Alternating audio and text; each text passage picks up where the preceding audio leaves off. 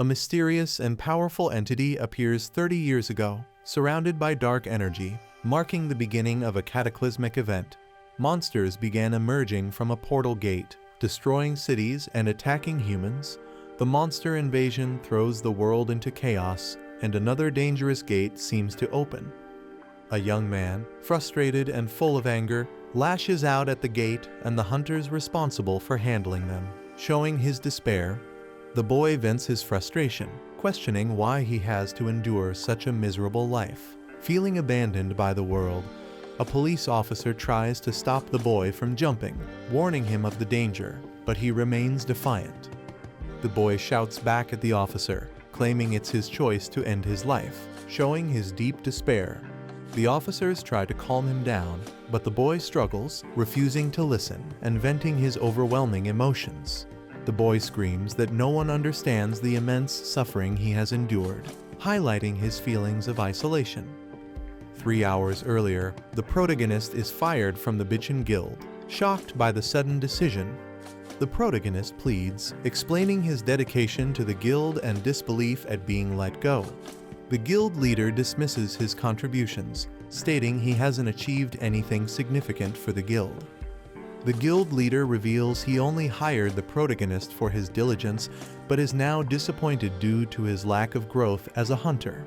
The guild leader harshly comments on the protagonist's injury, saying he can't work with someone who's now useless. The protagonist is speechless, struggling to defend himself against the accusations. The guild leader tells him to quit and offers to calculate his severance pay immediately. Desperate, the protagonist vows to find a way to heal his leg and prove he can still work. As the protagonist turns to leave, he encounters someone with intimidating tattoos. A blonde man mocks the protagonist, telling him to leave as per the boss's orders. The protagonist recognizes him, shocked, and calls him Lee Youngjin. The blonde man ridicules the protagonist, mocking his attitude and calling him pathetic. He taunts the protagonist further, suggesting he should use his severance pay for snacks, belittling him as a D-rank hunter. The protagonist snaps, grabbing Lee Youngjin's shirt and accusing him of being ungrateful, stating he got injured saving his life. He reminds Youngjin of his reckless behavior in the dungeon that led to him being poisoned. Further venting his anger, Youngjin laughs dismissively, mocking the protagonist's claims of saving him. He tells the protagonist to stay in his lane, calling him a pack mule and accusing him of not knowing his place. Youngjin questions how someone as weak as the protagonist could even possess an S-rank skill, ridiculing him further. Youngjin mocks the protagonist's skill, explosive growth, jokingly suggesting it only helps with height. He continues to insult, sarcastically pointing out that the protagonist's growth plates are closed, provoking more anger. Furious, the protagonist attempts to punch Youngjin, calling him a punk. Their fists collide, with Youngjin blocking the attack using a shield-like energy barrier. Youngjin taunts him, saying it's time for the protagonist, Taejun, to learn his place. Youngjin throws a powerful punch aimed at Taejun. The punch lands directly on Taejun, sending him flying backward with intense impact. Taejun cries out in pain and shock, visibly overwhelmed by the attack. Taejun accuses Youngjin of acting arrogant just because he started earlier. Taejun sees this confrontation as long overdue. Youngjin punches Taejun with full force, mocking him, saying, "Let's see how tough you are today." The guild leader mocks Taejun, sarcastically labeling his crime as standing up to someone of a higher rank. Other guild members ridicule Taejun for challenging the boss, mocking him for simply being Lee Taejun. Taejun is brutally beaten and collapses to his knees, injured and humiliated. Youngjin looks smug and satisfied, breathing heavily from the confrontation. Taejun lies on the ground, battered and bleeding. A severance envelope is thrown at him with a mocking remark, thanking him for his past 7 years of work. As Taejun sheds tears of pain and humiliation, the final insult is delivered, but let's not see each other again.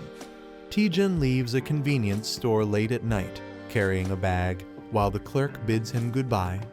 He walks through the empty, quiet streets under the moonlight, reflecting on his situation. Taejun opens a bottle, likely filled with alcohol, showing his desire to escape his emotions. He drinks deeply, sitting alone, visibly distressed, trying to drown his sorrow.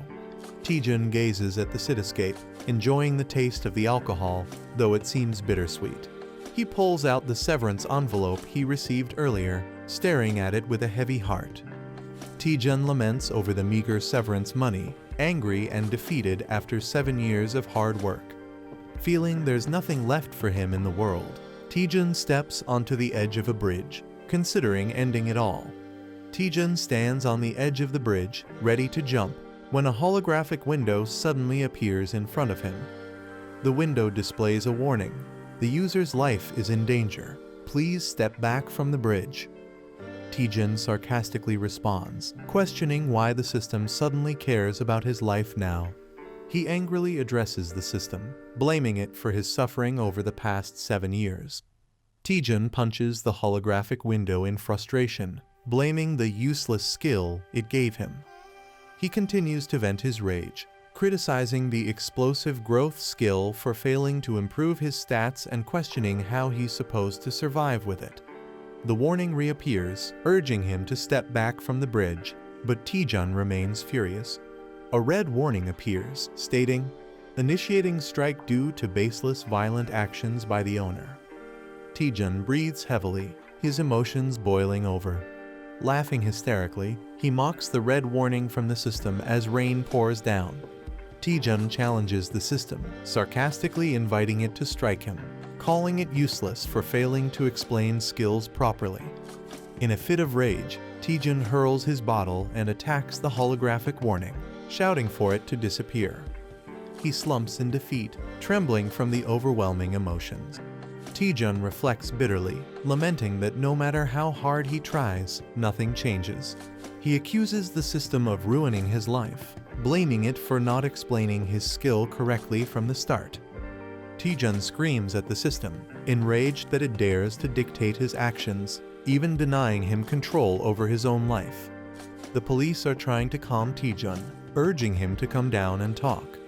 Taejun yells at the officers, venting his frustration and expressing his suffering, standing on the edge of a railing. Taejun loses balance, his foot slipping off the railing. Taejun begins falling, looking shocked. As he falls from the bridge, he contemplates his imminent death, thinking, "This is how I die." Taejun reflects that maybe dying is better, given the misery of his current life. A mysterious system or entity acknowledges Taejun's complaint and initiates his transfer to the administrator's server. Taejun is enveloped by a glowing light, likely signifying his transportation to a different realm or scenario. Taejun is surprised and confused as glowing blue digital patterns start surrounding him. Taejun panics, asking what is happening, as the situation becomes more chaotic. Status windows appear, indicating that his system is being updated. Taejun is engulfed in a surge of bright blue energy, seemingly in the middle of a transformation or upgrade. The progress bar shows the update nearing completion, reaching 99%. The update is complete, confirmed by a glowing yellow status message. Taejun wakes up with a bandage on his nose, clearly feeling the aftereffects of something troubling. Sitting on a bench, he holds his head, complaining about a headache. Reflecting on his actions, he regrets drinking too much alone the previous night and vows not to drink again. Taejun recalls falling and suspects something unusual happened. He experiences strange sensations, as if a status window update is happening, confusing him. Laughing at the absurdity of a status window update, Taejun dismisses it as nonsense. He laments being jobless and wonders how he'll make a living. Considering doing day labor, Taejun is suddenly addressed by a glowing girl who knows his name. Shocked by her appearance, Taejun asks who she is, panicked and confused. A glowing girl introduces herself as Miri from the Status Window Management Department. Taejun is shocked and questions if such a department is real. He realizes that the strange events of the previous night were not a dream. Miri explains they investigated his case regarding explosive growth. She humorously admits his outdated status window wasn't working properly. Taejun is stunned, questioning if this was the reason for his struggles. Miri informs him that due to security reasons, she can't reveal further details. She assures him that the issue is now fixed, but Taejun wonders if all his effort was wasted. Taejun gets angry, realizing that all his hard work may have been for nothing. Taejun accuses Miri of making him train in vain for 7 years due to an outdated status window. Enraged, Taejun demands compensation for his suffering and threatens her in anger. Miri panics and explains that she has restored his stats and healed all his injuries to calm him down. Taejun, surprised, realizes that his body has been completely healed. He checks his condition and finds himself in perfect shape, questioning how Miri achieved it.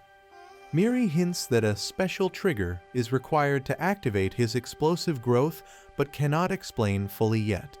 She proposes a partnership to help Taejun achieve his potential. A sudden disturbance occurs as a massive gate opens in the city.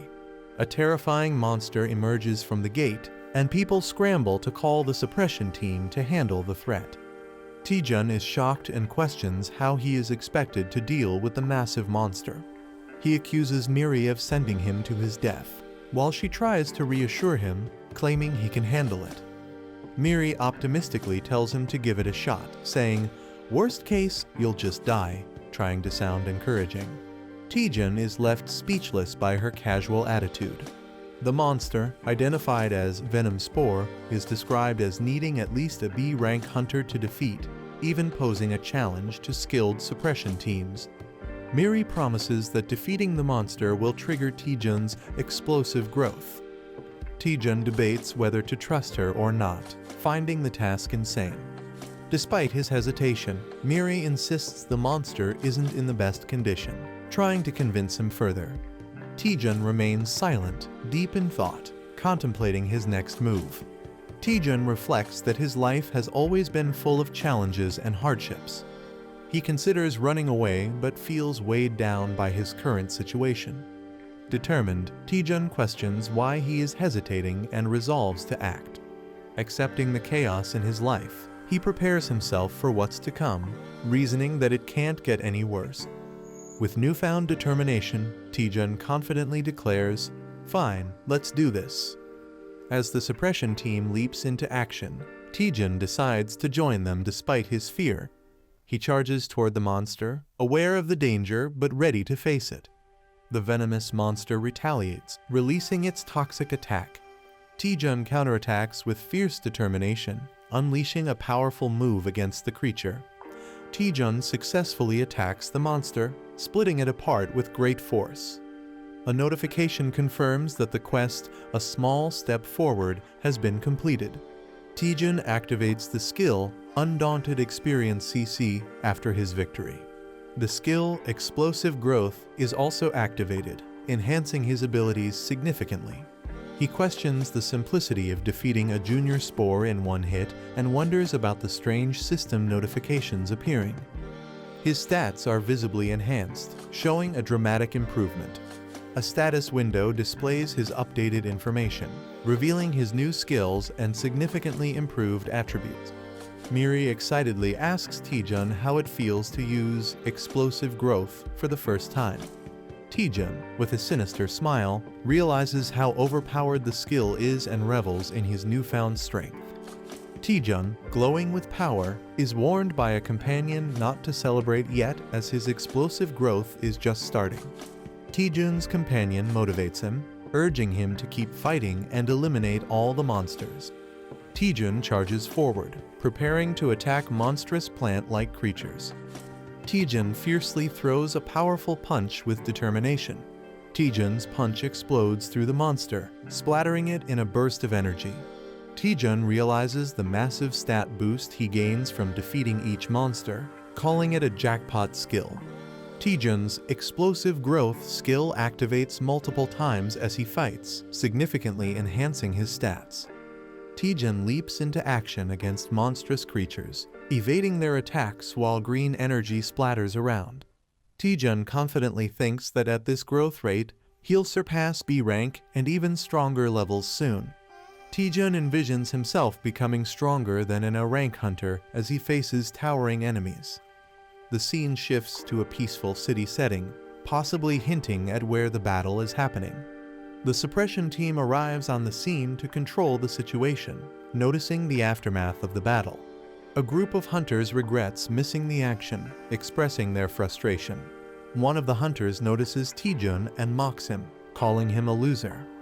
Taejun holds a glowing pink crystal, surprising others who wonder if he's acting strange or consumed something unusual.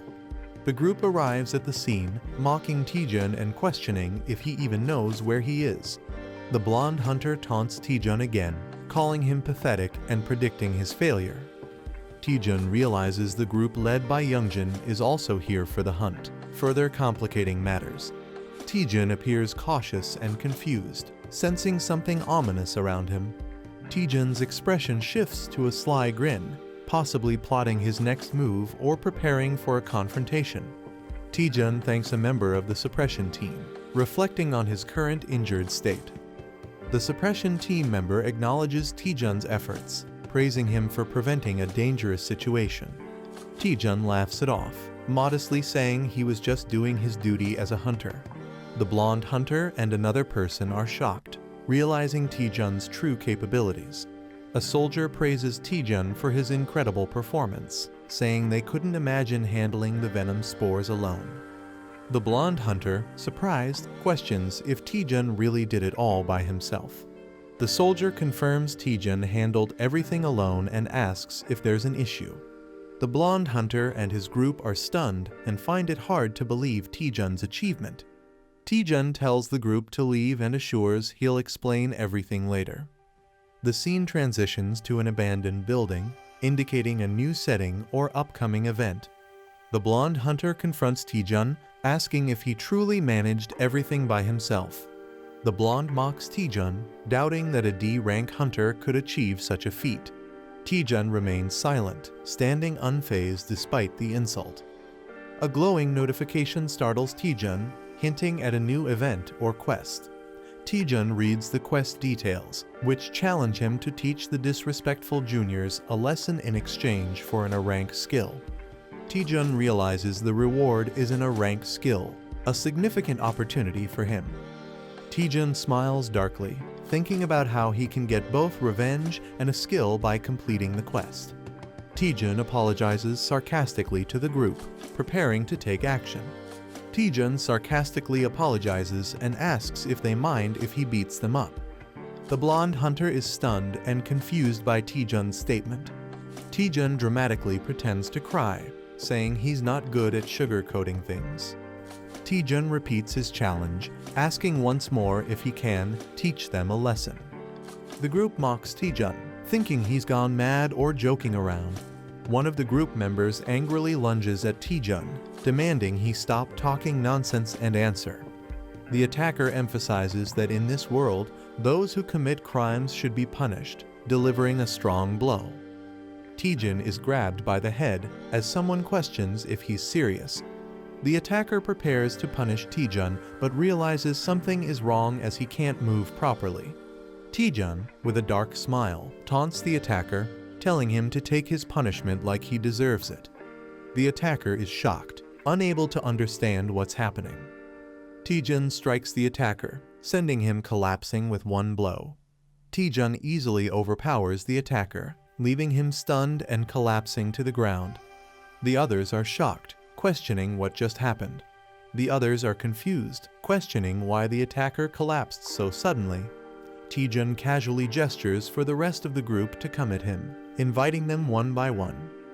Taejun menacingly smirks, daring them to endure just one flick on their foreheads for bullying their senior. The group questions Taejun's confidence and his intent to flick them, finding it ridiculous. Taejun flicks one member's forehead with enough force to cause intense damage, sending blood gushing. Taejun unleashes powerful attacks, effortlessly taking down multiple opponents. Another member suffers a devastating blow as Taejun displays overwhelming strength. The blonde hunter is stunned, questioning why his group is losing so easily. Taejun dismisses the idea that it's a joke and approaches the blonde hunter menacingly. Taejun calls out Youngjin directly, asking if he finds the situation amusing. Taejun declares he might let the others go but won't spare Youngjin. Taejun taunts Youngjin, saying a simple flick isn't enough for him and warning him to get ready. Youngjin, enraged and clenching his teeth, swears revenge, calling Taejun dead meat. Youngjin activates an ice ability, surrounding himself with sharp icicles and a cold aura. He mocks Taejun, assuming he has gained some physical enhancements, and warns him not to get overconfident. Youngjin arrogantly declares that Taejun is the one who's in trouble. Taejun observes the ice missiles and sarcastically questions when Youngjin learned such a skill. Taejun reveals that he, too, has just learned a new skill, showing flames igniting in his hand. A massive explosion of fire erupts as Taejun prepares to test his newly acquired ability in a grand display of power. A rank skill that is stronger than normal fireballs and reduces the target's healing ability. He is stunned by the fireball's sheer intensity, calling it incredible. Taejun jokingly admits he's new to the skill and advises Youngjin to be cautious. The fireball unleashes a massive, fiery explosion, showcasing its destructive power. Youngjin feels the overwhelming heat and realizes the power of the fireball. The fireball creates a huge fiery blast, leaving a crater. Youngjin, charred and exhausted, struggles to breathe and process what happened. He's confused but relieved, questioning how he managed to survive such destruction. Taejun jokes about Youngjin being so scared that he looks like he wet himself. He tells Youngjin to stop bullying guild members and be more respectful. Terrified, he promises to change and never bully anyone again. Taejun charges energy in his finger, hinting at a playful but intimidating move. Taejun suggests there's still something left to deal with, keeping the pressure on Youngjin. A cheerful narrator introduces herself and promises to explain what happened in the previous episode. Taejun gains a new status window ability, unlocking powerful skills to fight back. He uses his newfound strength to stand against those who tormented him. Taejun successfully takes revenge on his bullies. The narrator hints that Taejun might have pushed his power too far, and he collapses. Taejun lies unconscious, exhausted from overusing his abilities. Despite his state, the narrator urges him to head to the dungeon. Taejun has been unconscious for 3 days, and the narrator questions if he can overcome this challenge. Taejun is lying on his bed, suffering from intense pain after pushing himself too hard. He's frustrated and tells others to be quiet. The narrator is relieved Taejun is awake, but he explains he overused his mana, leading to his current state. Taejun admits he was reckless and got carried away with his newfound strength. He resolves to focus on improving his mana. The narrator acknowledges Taejun's rapid growth, but questions whether he truly needs to focus only on mana. Taejun clarifies that his extraordinary growth boosted all his stats except mana, which is now his priority. Taejun explains that his skills, like the fireball, consume a lot of mana, forcing him to prioritize increasing it to avoid future collapses. The narrator wonders if there's a specific way to raise just his mana more efficiently. Taejun notices that he has a set recovery time of 8 hours and 30 minutes before he's back to full strength. A massive tower designed for training and improving mana is shown. Taejun explains to the narrator that the Tower of Training is a well-known dungeon where beginners go to boost their mana. Despite being famous, the narrator notices the tower is oddly empty and questions why no one else is there. Taejun recalls the tower being popular a few years ago, but wonders if it's no longer in use. Taejun and the narrator spot an old man in the tower, surprising them. The old man tearfully mistakes Taejun for someone he refers to as Granny. Taejun and the narrator are bewildered by the old man's behavior, finding it strange. Taejun formally requests the old man for the Tower of Training quest, but the old man mishears it as fast food. Taejun clarifies he's talking about a quest, not fast food, but the old man misunderstands again. The old man finally understands Taejun is here for the tower's quest. The old man agrees to guide Taejun and the narrator through the tower of training. The narrator feels uneasy about the situation, but Taejun reassures her, saying he's prepared. The old man starts explaining the mechanics of the tower to Taejun and the narrator. The tower is divided into 10 stages, and clearing all of them will complete the quest. Taejun guesses the first task is to defeat 10 goblins, and he's correct. The old man acknowledges Taejun's guess with a cheerful response. Taejun impresses the narrator with his knowledge of the tower, claiming no one knows its strategies better than him. Taejun reveals he studied dungeon strategies on YouTube and memorized them, even though he couldn't go on real expeditions. Taejun confidently declares the beginner dungeon will be easy for him, earning admiration from the narrator. Taejun mutters to himself, and the old man overhears, prompting Taejun to play it off as a joke. They reach the first trial area, and the old man prepares to summon monsters. The old man struggles dramatically while summoning monsters for the trial. The old man nervously announces the arrival of the monsters, completing the summoning. Taejun and the narrator are fired up to face the challenge, confident that defeating 10 goblins will be easy. Movement in the bushes indicates something approaching, creating tension. Instead of goblins, large ogres and a few goblins emerge with a loud roar. Taejun, the narrator, and the old man face a massive crowd of ogres and goblins, far beyond what was expected. Taejun and the narrator are shocked at the situation, jokingly calling it bulking season. Taejun questions why the goblins appear to be oversized ogres, asking the old man for an explanation. The old man, lost in thought, mentions kimchi stew, completely ignoring the situation. Realizing the old man might be senile, Taejun is visibly annoyed and doubtful of the old man's capabilities. The ogres begin their attack with another fierce roar, escalating the tension. Taejun and the narrator panic as the monsters rush toward them, increasing tension. Taejun uses a powerful fire attack to hold back the ogres, showcasing his abilities. Taejun boldly challenges all the goblins and ogres, declaring he'll defeat them all.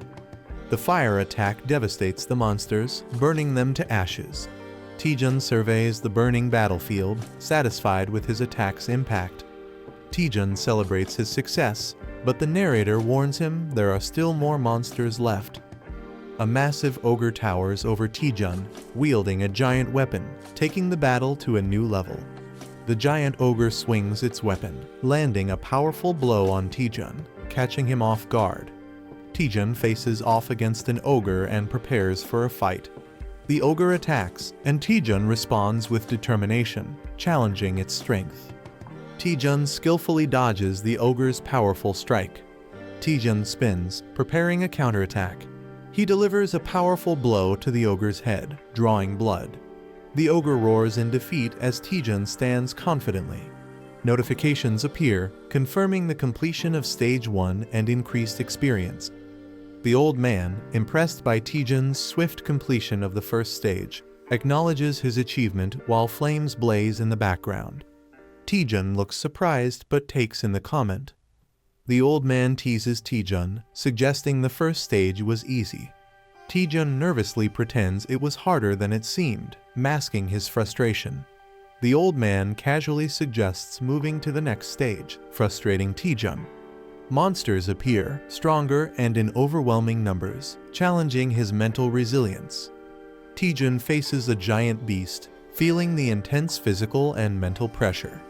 Taejun realizes why no one dares to challenge this place anymore. He yells in frustration, calling the dungeon impossible to clear and referring to it as hell. Someone pleads for mercy, revealing Taejun's name as they face the tower. Taejun reaches the final stage, facing an ominous silhouette. The final boss is revealed, a massive hellhound Cerberus, ranked S and level 90. Taejun is horrified, sweat dripping as he reacts to the terrifying scene. Taejun realizes the final boss isn't a simple dog as expected, but an overwhelming threat. Taejun gives up, believing he can't defeat the boss, even with multiple lives. He's out of mana and struggles to find a way to continue. A hidden quest appears, tasking him with curing a senile NPC to restore order. Taejun reads the hidden quest details and begins thinking. He realizes the dungeon relies on the old man's unstable mana. The old man's loss of mana control causes the monsters to grow stronger. Taejun decides that if he can return the old man to normal, he can clear the dungeon. Taejun shares his plan with the spirit, but he's uncertain if it will work. Taejun gathers his resolve, deciding to give it a shot. He recalls that uncontrolled mana can drive powerful mages insane. Taejun notices the tangled strands of mana in the old man's mind. Taejun approaches the old man, ready to act. The spirit is shocked and asks Taejun what he's doing. Taejun channels his focus, preparing to fix the old man's mana. He starts calming the old man, who begins to relax. Taejun jokingly calls it nirvana, while continuing his task. Taejun redirects the scattered mana back into the old man's head, stabilizing him. Taejun checks on the old man, determined to fix the broken mana flows.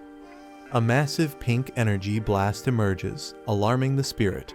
The pink energy intensifies, threatening Taejun and the old man. Taejun desperately shields the old man, bracing himself. The energy surges out of the tower, creating a massive explosion. The old man regains consciousness, apologizing for the trouble caused by his body. The old man transforms into a muscular and revitalized version of himself. Taejun is shocked, questioning the old man's new appearance. The old man expresses clarity and refreshment, thrilled to be himself again. The revitalized old man confidently stands, emitting a powerful aura. A view from above shows the final battle arena, with the red beast still present. The old man expresses his gratitude to Taejun, calling him his benefactor and offering to grant any request. Taejun looks shocked as someone counts numbers, reaching 97 and 98. A glowing girl stands behind him. A muscular man lifts a heavy barbell, reaching 99 reps. The old man, now glowing with power, shouts 100 while lifting the weights. The weights slam into the ground, cracking it. The man explains that physical strength is needed for high-intensity mana use. His muscles flex, and he begins revealing something important. He proudly announces that his secret to becoming an archmage is intense physical training. The old man flexes and asks if they can feel the mana radiating from his muscles. He invites Taejun to touch them, but Taejun nervously refuses, questioning if this kind of power is necessary. The old man insists and then asks Taejun what he truly wants. Taejun hesitates to answer. Taejun complains about his low mana and asks if his mana capacity can be increased. The old man easily accepts the request and activates the mana body technique. He unleashes the mana technique build-up on Taejun. Taejun screams in pain as his mana increases dramatically to 500. Taejun coughs and complains that he almost died from the process. The old man observes that Taejun's issue isn't a lack of mana. Taejun, confused, asks what the old man means. The old man explains that Taejun is using too much mana for his Fireball skill. Fireball is supposed to be a basic skill. The old man explains that Taejun's Fireball is much stronger than normal but consumes too much mana. He reassures Taejun and offers to help him recreate his Fireball. A large modern cityscape appears, showing a tall building. A woman named Lee Seon-ah, a grade hunter from the Myth Guild, waves and calls out. Taejun's companion is surprised and asks if he knows her. Taejun says she's an old friend from Hunter's Den. The glowing girl teases Taejun, shocked that he has a female friend. Taejun gets annoyed. She asks why Taejun called Seon-ah. He explains it's to test his new Fireball technique. The Myth Guild has the largest training facility in the country. Taejun's previous Fireball was powerful enough to destroy a building. The new one will be even more dangerous. Taejun suggests they need a safe training area for testing his new Fireball. The glowing girl teases Taejun, surprised that he has more connections than she thought. Seon-ah hears something and asks what Taejun said. He nervously laughs and denies saying anything. In the elevator, Seon-ah comments that it's been a long time and asks how Taejun has been. He replies that he has just been doing his usual hunter duties. Seon-ah gives Taejun a curious look, making him wonder if there is something on his face. She smiles and tells him he seems different from before. Seon-ah tells Taejun that he used to rely on her, but now seems more confident. Taejun is surprised. She mentions that another person requested to use the training ground today. She hints that Taejun will be excited to see who it is. Taejun is shocked that someone arrived before him. Choi Jin-hyuk, a grade A hunter from Bichon Guild, appears riding a massive beast. Taejun and Jin-hyuk exchange intense stares, recognizing each other. Seon-ah notices the tension and wonders why they are acting like rivals after a year. Inside the training facility, Seon-ah activates the system. She explains that the strength of the training monsters depends on how much mana is used. Seon-ah summons a monster, calling it cute, but Taejun is horrified by its appearance. The monster rushes forward, and Seon-ah asks if that explanation was enough. She casually leaves to grab drinks, leaving them to train. Taejun, the glowing girl, and Jin-hyuk stand in silence. Taejun learns that he can create a monster using mana. A giant, muscular orc roars as it appears, surprising Taejun. Taejun cracks his knuckles, ready to fight. The orc charges at Taejun aggressively. Taejun focuses, preparing to counterattack with his fist. Taejun punches the ground, releasing a massive explosion of blue energy. A shadowy figure looms in the background. An ogre wouldn't even count as a warm-up. He considers summoning hundreds more while Taejun prepares for battle. Taejun, lying down, suspiciously asks, "It was you, wasn't it?" The other person responds in confusion. "What?" Choi Jin-hyuk glares at Taejun and accuses him. "Don't play innocent. You're the one who messed up the guild juniors, aren't you?" A battle scene flashes in the background. Taejun stands silently, looking slightly concerned or confused. Someone walks forward and says, "At first, I didn't want to believe it, but now that I look at it, it's true." Their steps echo in the empty space. Choi Jin-hyuk confronts Taejun. "Have you awakened some new power? What are you doing now that you're so strong?" He looks frustrated. A furious Choi Jin-hyuk accuses, "You're beating up your own family members who used to eat from the same pot." His face shows anger and disappointment. Taejun's face darkens as he mutters, "Choi Jin-hyuk." His expression is filled with determination and rage. A flashback shows Taejun, Choi Jin-hyuk, and Lee Seon-ah enjoying a meal together at Hunter's Den. The text reveals that Choi Jin-hyuk was once one of Taejun's few trusted friends. Choi Jin-hyuk distances himself from Taejun as he joins the Bichon Guild and climbs the ranks, symbolizing their growing gap. Choi Jin-hyuk, now more powerful and confident, surrounds himself with strong allies. Taejun watches from afar, feeling left behind. His expression is colder, showing that he has become someone different from the friend Taejun once knew. Taejun, carrying a large backpack, looks troubled. The text states, "I'm no longer a friend," indicating his bond with Choi Jin-hyuk is broken. A deformed man arrogantly admits, "Yeah, I did it. So what are you gonna do about it?" His expression is mocking and unbothered. Choi Jin-hyuk is shocked as the same man dismisses the situation, saying, "So I roughed those punks up a bit, big deal." The deformed man continues to justify his actions. "They were the ones who messed with me first, weren't they?" His face is unsettling and intense. Choi Jin-hyuk gets angry, clenching his teeth. He confronts someone, "And you? While I was getting beaten to a pulp, what did you do besides watch?" He believes the person should have fought alongside him. Choi Jin-hyuk grabs Taejun aggressively and yells, "Hey, you've got some nerve." Taejun is taken aback, responding, "Excuse me." Taejun stays calm despite being choked, saying, "You're strangling me. It's hard to breathe. I feel my life is at risk, so this is self-defense." His expression is indifferent. Lee Seon-ah enters the scene cheerfully, saying, "Sorry to keep you waiting. This sister has something for you." She holds a bag, possibly with supplies or weapons. Lee Seon-ah looks shocked. possibly reacting to the fight between Taejun and Choi Jin-hyuk. Seon-ah yells, "You too? What are you doing?" as Taejun and Choi Jin-hyuk clash fiercely. Choi Jin-hyuk swings his spear, sending a powerful red energy attack at Taejun, who dodges just in time. Taejun nervously calls for a timeout as he tries to escape. Choi Jin-hyuk responds, "There's no timeout." Taejun gets hit hard and is sent flying backward, crashing to the ground in pain. Choi Jin-hyuk acknowledges Taejun's growth, saying, "You've really become stronger, Taejun," while gripping his spear.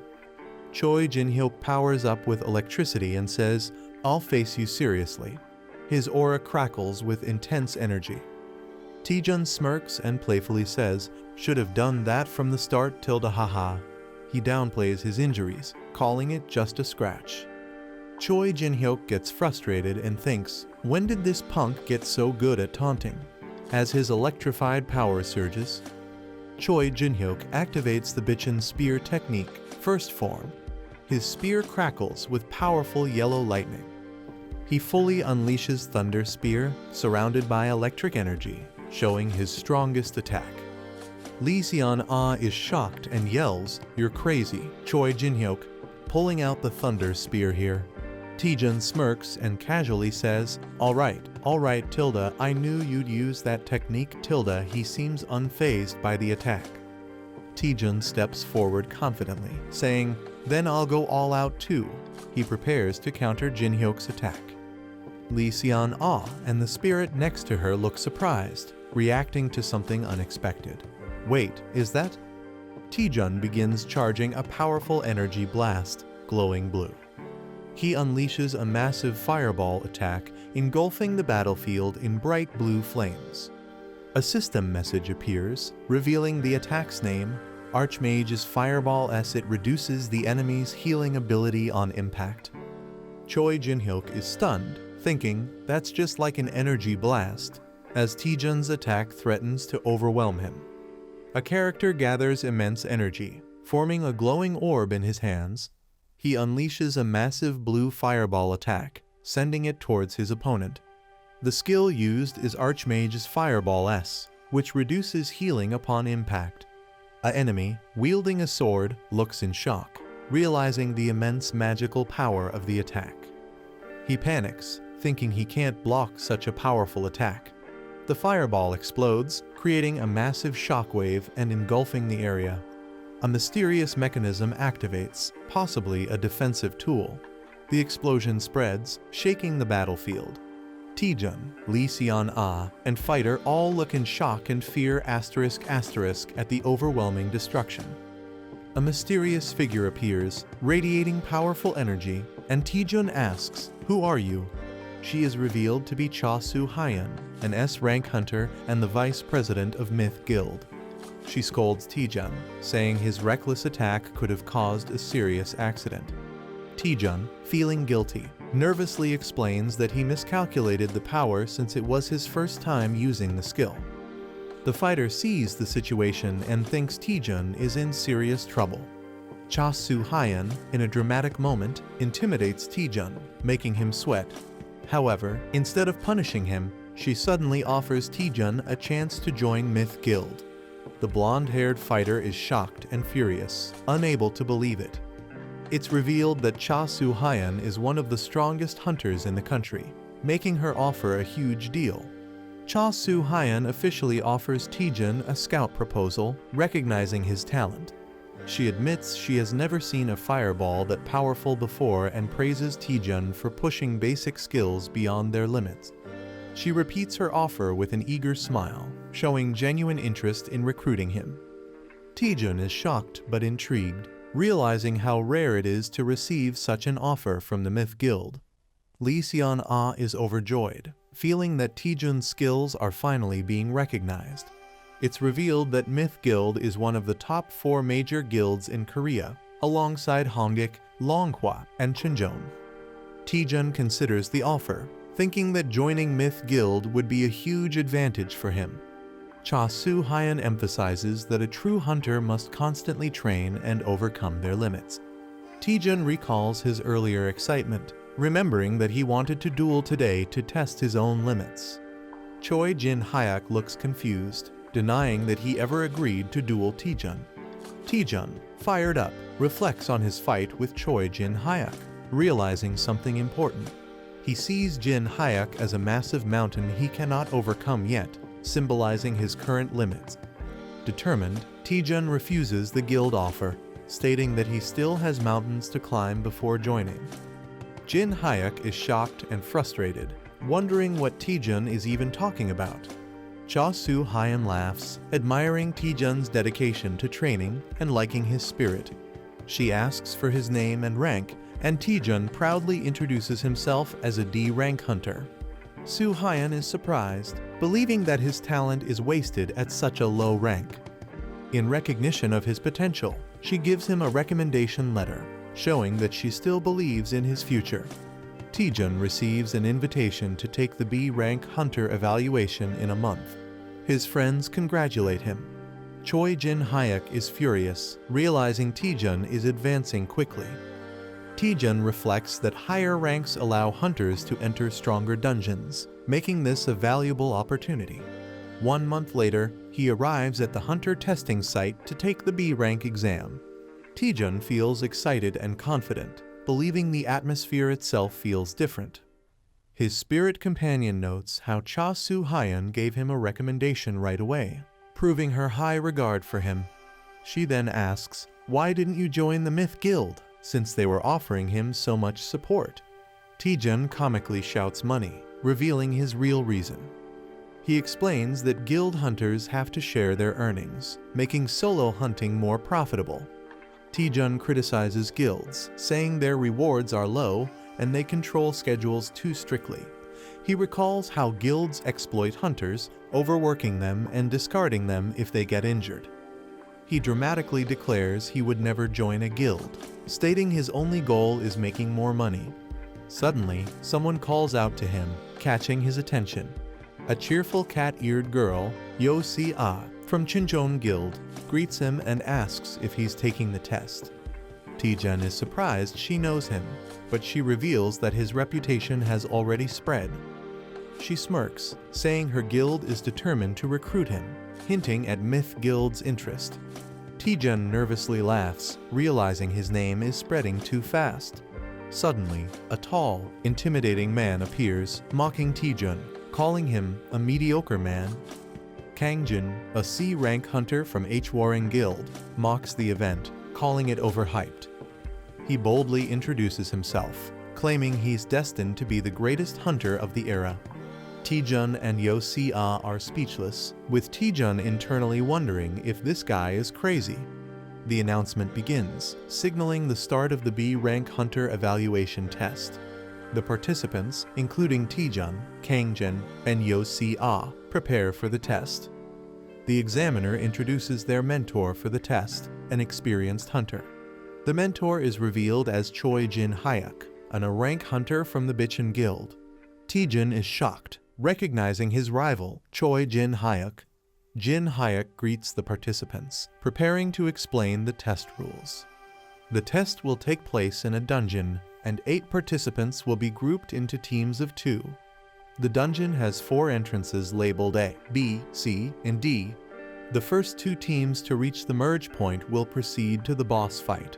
A man announces that even if participants retire from the dungeon, they should not worry. Safety personnel are stationed throughout the dungeon to ensure protection. A streaming score system will be used to track and rank participants. The test is being streamed live, showing a battle against monsters, and viewers are commenting. The test officially begins with red portals activating. The first team, UC Rin and Kangjin, is called to start. The second team, Yang Dong-jun and Hong Ah-riem, is introduced. The third team, Cho Song-yi and Bong Jun-hyun, is introduced. The fourth team, Lee Tae-jun and Kim Jun-hyun, is announced, and all teams are instructed to enter their designated gates. Tae-jun recognizes Kim Jun-hyun and is surprised to see him, while Jun-hyun happily greets him. The teams begin entering the red portals, with Tae-jun leading the way. Someone watches Tae-jun closely, saying his name with suspicion. A man smirks darkly, realizing that Taejun is using him for his own advantage. Kim Jun-hyun clenches his fist, determined not to be underestimated. Taejun confidently steps into the portal, fully prepared for the test. A dark and eerie dungeon scene appears, with someone in the shadows vowing revenge, saying, "I'll make you regret it." A member of Bitchin Guild is shocked when asked to participate in the B rank assessment. A heavy-built man and a young hunter with blue hair discuss something. The man is confused, while the young hunter seems uninterested. The young hunter is asked to disrupt Taejun during the assessment. The D route is much harder than the standard path, so interfering would make it difficult for Taejun to pass. The heavy-built man is reminded that his mother is sick, implying pressure on him. The blue-haired hunter tempts him with money for his mother's surgery. The man looks nervous, but the blue-haired hunter assures him he'll be rewarded if he cooperates. Taejun and his teammate enter the D route and encounter monsters. A giant snake with red eyes appears, roaring fiercely. Taejun easily defeats the monster, shocking his teammate. Taejun complains about the weak opponent, but his experience points slightly increase due to an ability. The heavy-built teammate is shocked at Taejun's sudden strength. He reflects, realizing that Taejun became much stronger in a short time. Taejun and his teammate were both in a weak position within the Bitchin Guild, but Taejun never gave up. Taejun praises his teammate's skill to absorb attacks, calling it amazing. Taejun encourages him, saying he'll shine one day as a great hunter. Taejun's words gave his teammate hope when he had none.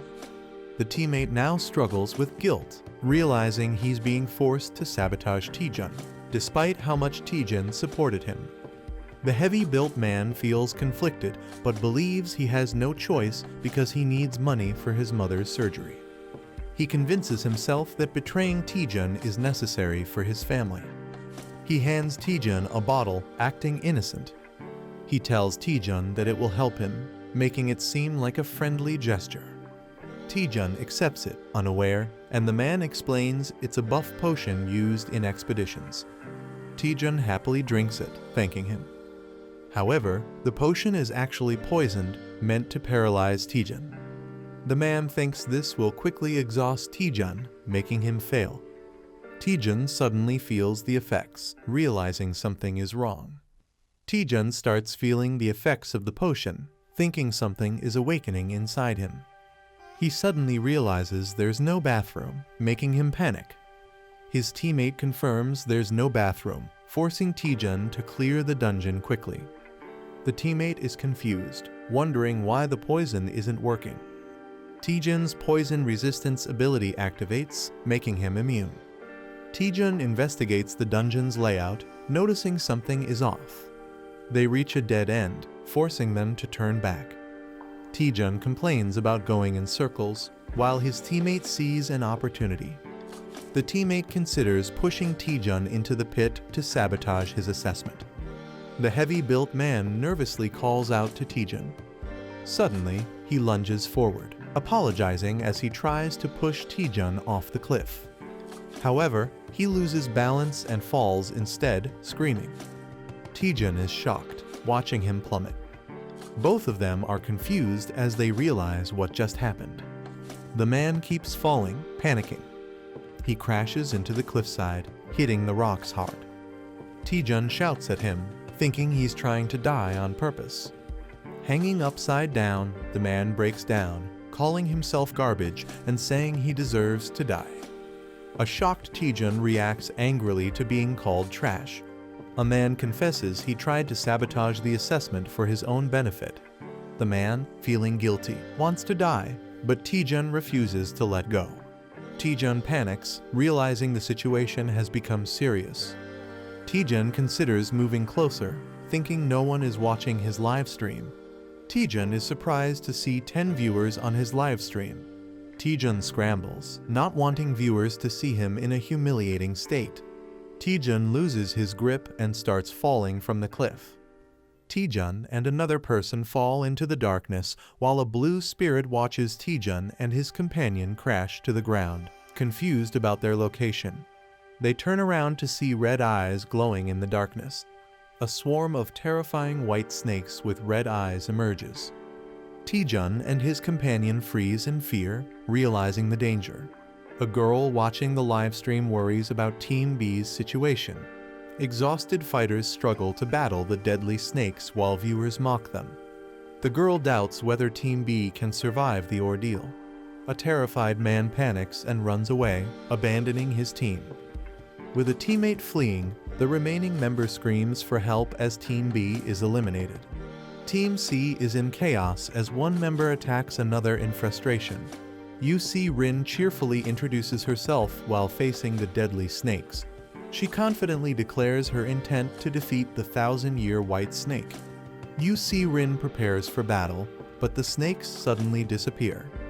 A man aggressively attacks on his own, while UC Rin questions his actions. The man sees this assessment as a chance to impress the higher-ups. Determined, he unleashes a powerful attack, unwilling to miss his opportunity. UC Rin realizes he wants all the attention for himself. Refusing to be outdone, she activates her ice powers, ready to fight. UC Rin unleashes a powerful ice attack, Frost Wind. A fierce battle erupts as Team A dominates the battlefield. Team A reaches the boss room first, proving their elite skills. A mysterious figure claps, acknowledging their achievement. Choi Jin-hyuk offers to lead them to the boss room. UC Rin realizes that Lee Taejun hasn't arrived yet. Choi Jin-hyuk confirms Team D's signal is lost, hinting at their elimination. A teammate mocks Taejun, doubting his potential. Choi Jin-hyuk leads Team A through a portal to the boss room. Choi Jin-hyuk smirks, realizing Junhyun's plan was successful. He mocks how Vice President Cha Soo-hyun would react if she knew the truth. The group looks shocked as they sense something ominous. A monstrous spiked snake corpse lies before them, unsettling the team. A skeletal figure sits on a throne, exuding a terrifying aura. The Skeleton King awakens, its eyes glowing with dark energy. The absorption skill allows the user to absorb magic attacks and return them.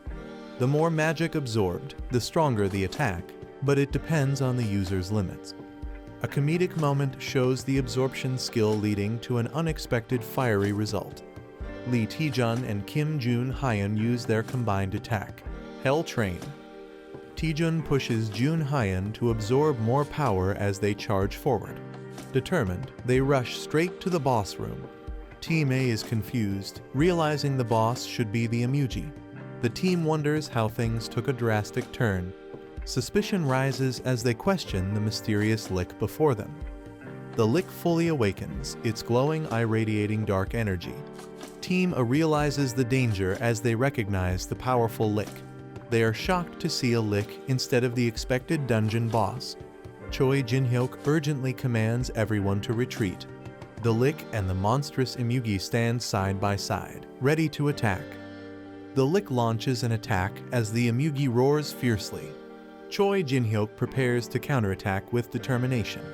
He leaps into action as the Emugi strikes with force. UC Rin and her teammate refuse to stay idle and prepare to assist.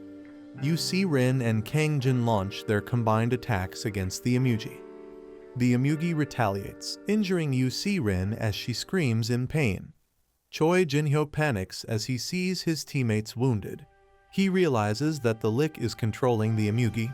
He determines that taking down the lick is the key to victory. Choi Jin-hyuk prepares to strike but is caught off guard. The Emugi launches a surprise attack, hitting him hard. He regrets recklessly charging in without a proper strategy. The Emugi roars, ready to finish him off as he faces near death. The girl regrets not saying something before dying. A hunter is violently thrown back by a powerful attack. A shocked boy feels fear as he senses something terrifying. The team celebrates reaching the boss room. A man is relieved to be alive but realizes something is wrong. Urgent warning is given to Lee Taejun and Kim Jun-hyun. A massive monster, Emugi, looms over them in danger. Taejun and Jun-hyun barely dodge a devastating attack. They realize facing a lick and an emugi is too much for a B-class test. The man suspects someone is sabotaging the evaluation. The team speculates that a powerful guild member might be involved. Taejun acknowledges the situation but finds it complicated. Taejun confidently suggests taking down the emugi. Taejun and Man reluctantly agree to work together.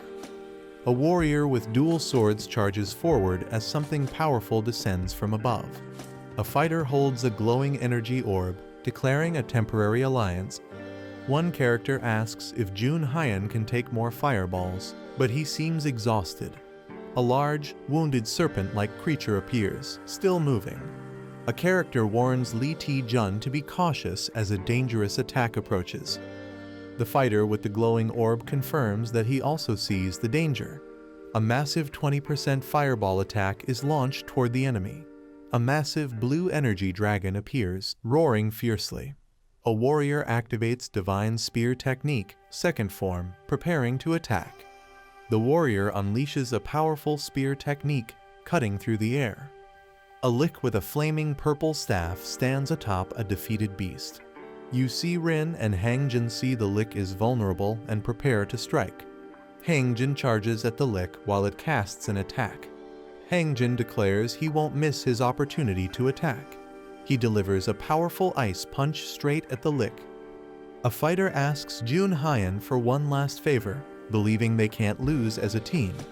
Lee Taejun and Kim Jun Hyun activate a collaborative attack. Hell Train attack is unleashed, surging with immense energy. The enemy is frozen solid, trapped in ice. A fighter questions if they've finally defeated the enemy.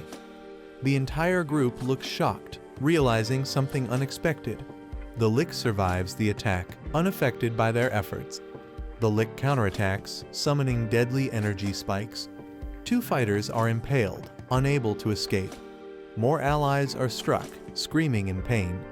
The team is injured and trapped by ice spikes, realizing the lick seems immune to damage. A fighter questions their lack of knowledge about the lick, wondering if they missed something.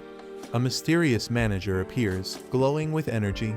The manager jokes about struggling to download an app. She suggests using a map hack key to fight more effectively. Taejun is shocked by the mention of a map hack as dungeon information starts loading. The system analyzes the dungeon, revealing details about its structure and enemies. Parsley navigation activates, displaying a virtual map. Taejun is confused by the new system's function. The manager explains that Parsley navigation reveals dungeon secrets, enemy patterns, and rewards.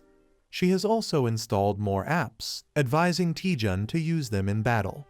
Taejun realizes this is beyond a normal map hack, calling it a game-changing ability. The dungeon's original boss was supposed to be a B-class emugi, but something changed. Taejun questions what the lick really is, as it wasn't supposed to exist. The Parsley translator activates, revealing that the lick, Iratus Chan, is excited. Taejun senses something terrifying, feeling uneasy. He asks the manager what's happening, suspecting a system bug. Iratus Chan thanks a contractor, hinting someone summoned it. Taejun realizes the translation is working fine, but something feels off. He questions if someone forcibly summoned the lick. Taejun checks on Choi Jin-hyuk, who barely avoided a fatal injury. Taejun claims he found the lick's weakness. Jin-hyuk is shocked but doesn't get a full explanation. Taejun asks him to trust and cooperate. Jin-hyuk hesitates, but the situation forces him to follow Taejun's lead. Jin-hyuk agrees to cooperate, asking what to do first. Taejun smirks, deciding to provoke the enemy first. The group taunts the lick, calling it out. Taejun makes a crazy face, mocking the lick. The lick gets enraged, preparing to attack. It unleashes a powerful dark spell, vowing to kill them. The group prepares for a counterattack, seeing this as their moment. A massive energy strike is unleashed, aiming at the enemy. The team survives the lick's deadly attack. Taejun realizes he can predict the lick's attack patterns. He gains confidence, knowing his strategy will work. Jun Hyun mocks the lick, laughing at its missed attacks. Taejun also taunts it, calling its attack a joke. The Lick counters with powerful purple fireballs. Taejun gives precise movement instructions to his team. The attacks explode, but they dodge successfully. Taejun remains focused, ready for the next move. The team is amazed that they dodged everything perfectly. A skeletal enemy acknowledges the protagonist's dodging skills and prepares a stronger attack. The enemy unleashes a massive attack, covering the battlefield in dark energy and sharp projectiles. A panicked ally questions how they are supposed to dodge the incoming attack. A system or skill activates, with glowing barriers appearing around the characters. The protagonist realizes that the attack is unavoidable, covering the entire dungeon. The enemy's powerful skill, Death's Requiem, is fully unleashed. The enemy mocks the group, calling them foolish.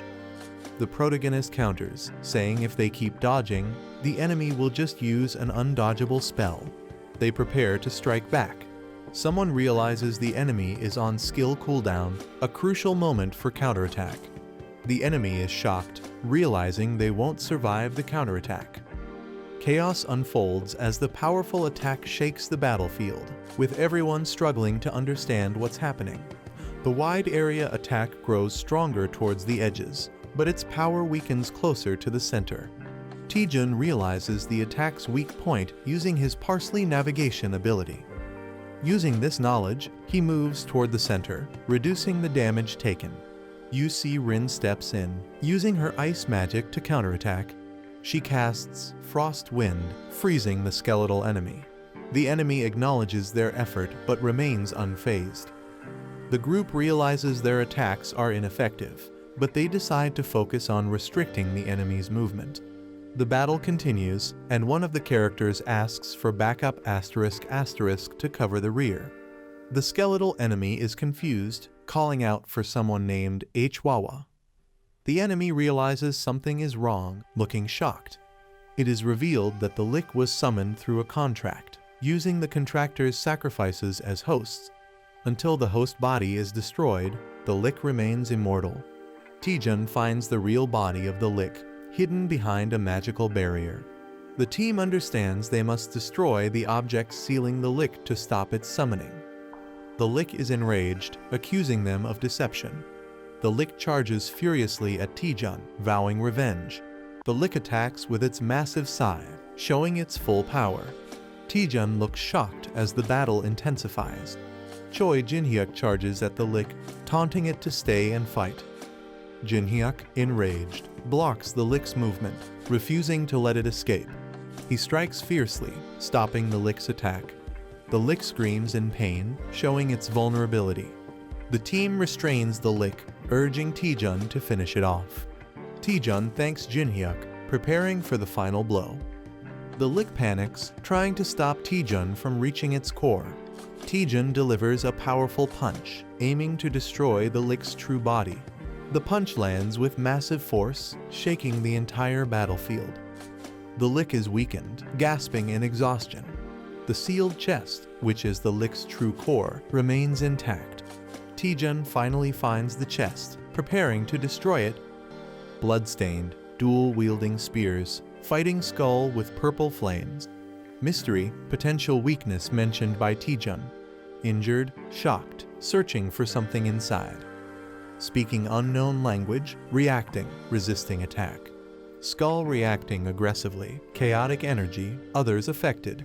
Surprise discovery, secret exposed. Observing, mysterious presence, tension rising.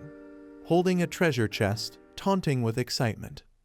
Reacting to Taejun's unexpected ability to understand ancient language. Holding a treasure chest, smug expression, spirit companion behind. Explaining contract-bound status, reacting nervously. Dismissing concerns, confident in contract control. Doubting Taejun's abilities, disbelief. Questioning his ordinary status, asserting dominance. Sacred relic, magical significance, hidden knowledge. Doubting Taejun, realization setting in. Overwhelming presence, contract-breaking possibility. Reluctant agreement, forced cooperation. Offering wishes, tempting. Complaining about stomach, uneasy. Ordering skeletons to be released, questioning control. skeletons attacking, blue-haired man and green-helmeted man fighting back. Anomaly detected, unknown disturbance. Martial artist Hangjin and cat-eared girl UC Rin destroying skeletons. Accepting negotiations, communication success. Asking for Taejun's wish.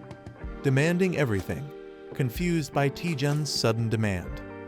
Pressuring for items, accessories. Holding mysterious power, crucial item. Realizing Taejun's target, resisting. Pretending to break treasure chest, manipulating. Handing over staff, distressed.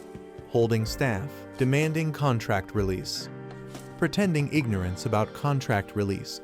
Realization hitting, caught off guard. Mocking, pretending ignorance. Intense red energy, furious reaction. Furious, overwhelming force, striking Taejun. Raising treasure chest, intimidating. Intense counterattack, explosion. Last struggle, refusing to fade. Declaring Eratus Chan's rebirth, sinister confidence. Mocking Skull's dramatic exit. Examining broken weapon, questioning its significance. Investigating summoning method, questioning target. Thrilled about new item, materialistic attitude. Observing Taejun's greed. Newly discovered item, unexpected find. Speculating value, linking it to the skull. Concerned, checking on him. Assuring he's fine, activating interface. Doubting Taejun's victory against the Lick. Declaring victory, dismissing concerns. Hangjin acknowledges Lee Taejun's skills and calls him an impressive hunter, while UC Rin cheers him on. A shocked reaction as Lee Taejun stands bloodied, and someone calls out his name in concern. A remorseful Choi Jin-hyuk says, "I'm sorry," looking down at Lee Taejun. The helmeted Choi Jin-hyuk admits to poisoning and throwing Lee Taejun into the pit, revealing they ordered Jun Hyeon to do it. The guilty Choi Jin-hyuk admits they resented Lee Taejun for working hard despite lacking talent. The Choi Jin-hyuk sincerely apologizes to Lee Taejun. He smiles and mockingly tells them to do it properly next time, acting like he wasn't even affected. Taejun calls out the deception, questioning what's really going on. The Choi Jin-hyuk suggests moving forward, inviting Lee Taejun for a meal as a celebration for becoming a B-class hunter. Kim Jun-hyun admits to poisoning and throwing Lee Taejun into the pit, revealing that he ordered Jun Hyeon to do it. Taejun awkwardly asks a secretive question. Taejun whispers, "Do you like Lee Seon-ah?" catching the other person off guard. Taejun's question about Lee Seon-ah causes a hilarious shocked reaction. The accused character frantically denies it, while another teases them. A glowing green gate appears, signaling their way out. UC Rin and Kim Jun-hyun celebrate being able to leave, dreaming about food. Taejun smiles and tells everyone to go back together. The group walks toward the portal, feeling the relief of survival. Taejun hesitates for a second as he steps through the gate. They successfully exit, and a mysterious figure watches them. Taejun is officially promoted to B-class hunter, greeted by some intimidating figures. Lee Taejun is shocked to see Seo Yeon HWA Clear Sky Guild representative and Maddie Pyong Hwarang Guild representative. Maddie Pyong, a powerful and imposing figure, raises suspicion as Taejun wonders why the strongest hunters are present. The elegant yet authoritative Clear Sky Guild leader enters. Seo Yeon HWA reveals that someone interfered with their test, manipulating the results. She explains that monsters, including the Lick and an undead Emugi, should not have appeared.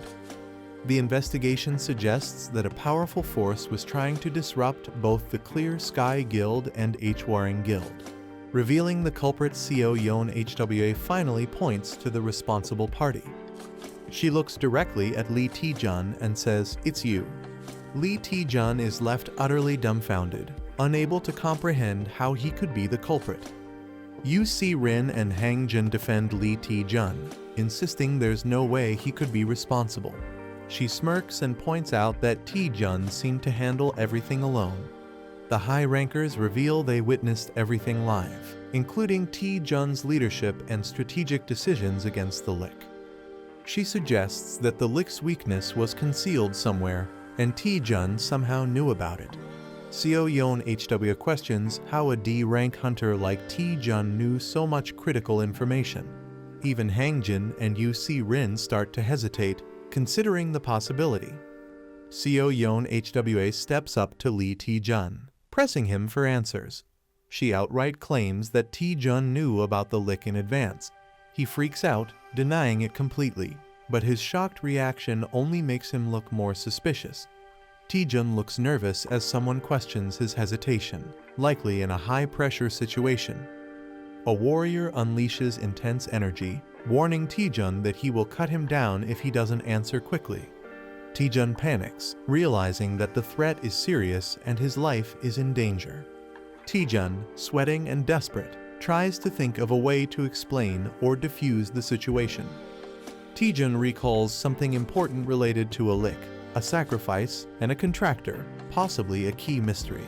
Someone interrupts, asking everyone to listen, possibly to prevent a fight or explain something. A new character excitedly reveals that his dream has always been to become a necromancer. The warrior and the blue-haired girl are surprised by the sudden statement. The character explains that he has studied undead creatures since childhood, knowing their abilities and weaknesses. Taejun proudly reveals that he figured out the Lick's hidden weakness. A woman doubts Taejun's claim and questions its validity. The others, including the red-haired warrior, react in surprise to what Taejun shows them. Taejun presents a severed finger found in a sarcophagus, proving someone made a contract with the Lick. Taejun explains that the Lick wasn't a natural dungeon boss. Someone summoned it to interfere with the test. Taejun argues that the Lick obeys its contractor, meaning he and the other attacked hunters aren't responsible. The woman acknowledges Taejun's logic and accepts that the real culprit must be someone else. The warrior demands to know who the culprit is, suspecting the Dark Magic Guild. A dramatic moment as the mystery is about to be solved. Taejun boldly announces that the culprit is among them. Taejun asks everyone to check the hands of those nearby. People start showing their hands, nervously accusing each other. One man hesitates and appears nervous. The true suspect is exposed as the owner of the severed finger. She is impressed and questions how Taejun figured it out. Taejun casually jokes that he learned this from detective manga. She looks completely stunned and exhausted by Taejun's reasoning. The warrior charges at Seo Yeon HWA, who prepares a magical defense. Someone traps the culprit inside a glowing green barrier to prevent escape. Furious, he charges at the bald man, vowing not to forgive him for harming his apprentice. The warrior unleashes a devastating attack called Dragon Strike. He suddenly notices something unexpected. The bald man appears lifeless, making others question if he took his own life. The warrior orders the body to be sent to the Alliance headquarters. He instructs his men to investigate the suspect's origins. The woman realizes that someone is using dark magic to target multiple guilds. She vows to uncover the mastermind behind the attack. The woman apologizes to Taejun for misunderstanding him and promises to repay him. Suddenly, Taejun faints and falls to the ground, shocking those around him. Taejun lies exhausted, realizing he has completely run out of mana.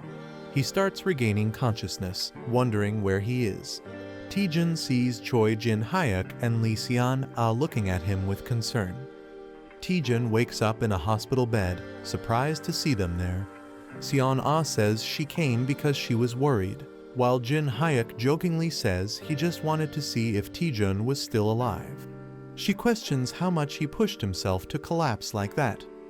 They mention that Taejun made a huge impact in the B-rank exam, surprising him. News about Taejun defeating the Lick spreads all over the internet. He is surprised to see himself being praised in online discussions. Jin-hyuk feels overshadowed and claims Taejun wouldn't have succeeded without him. Seon-ah playfully argues that the video clearly shows Taejun doing all the work. Taejun enjoys the friendly banter, realizing it has been a while since they talked like this. The representative makes an unexpected entrance. Taejun and his friends are shocked to see her there. Seo Yeon Hwa reveals that she owns the hospital. She explains that Taejun was taken to their guild's hospital and that she owes him a debt. The cat-eared girl happily reminds Taejun that he saved her. She dramatically expresses how much she cherishes Yu Si-rin, making Taejun question the word precious. Seo Yeon Hwa prepares to fulfill any request Taejun has. She leans in, confidently stating that she will grant Taejun anything he desires. Seo Yeon Hwa, the Vice Guild Master, offers to grant Hunter Taejun anything he desires. Taejun seems unsure about what to ask for, while his friends react in surprise. Seo Yeon Hwa assures Taejun that he doesn't need to decide immediately since there's plenty of time. She walks away, telling Taejun she will be waiting in her office on the top floor until he recovers. With a warm smile, Seo Yeon Hwa invites Taejun to visit her once he makes a decision. Lee Seon-ah excitedly hugs Taejun, amazed at how much he has grown. She reminisces about how he used to get lost in dungeons and praises his progress, while Taejun looks embarrassed. Choi Jin-hyuk watches the scene and jealously calls Taejun a lucky guy.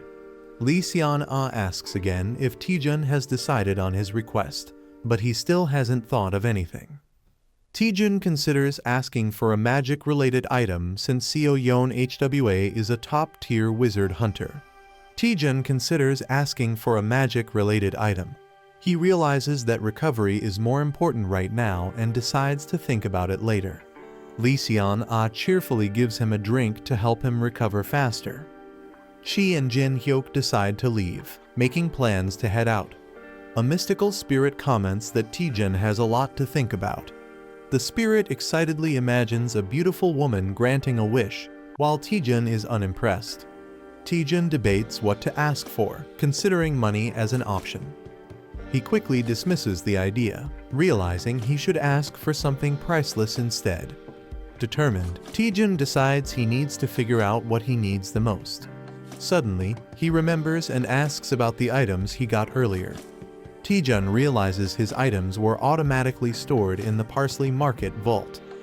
Confused, Taejun wonders what Parsley Market is. The spirit excitedly acknowledges that Taejun is finally asking about it. Parsley Market is revealed as a massive second-hand trading platform with over 100 million users. It has users from various dimensions, offering a wide range of items at reasonable prices. The platform provides no currency exchange fees, membership rewards, and secure transactions. Taejun is shocked to learn that even people from other dimensions use it. The spirit encourages him to try it out, while Taejun realizes he has unique access on Earth.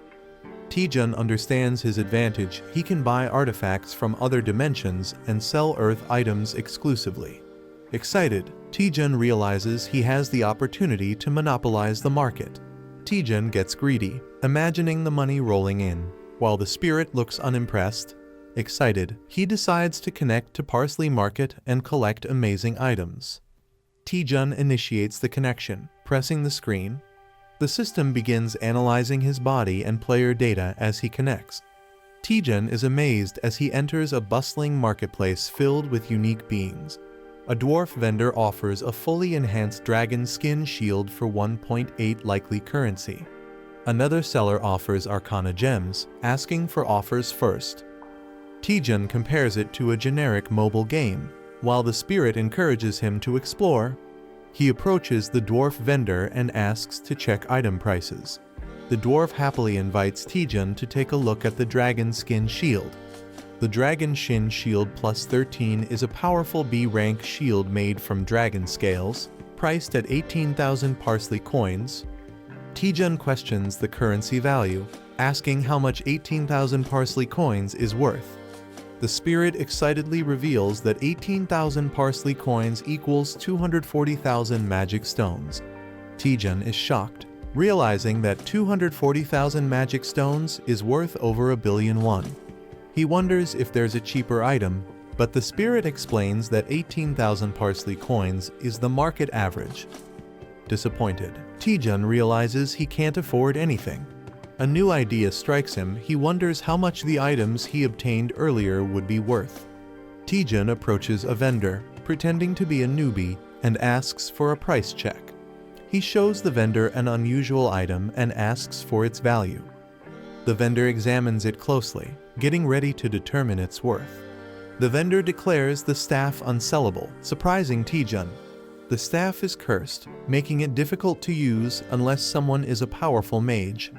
Taejun is shocked to learn the staff is completely unusable for him. He shows another item, a crystal he obtained from the same monster, for appraisal.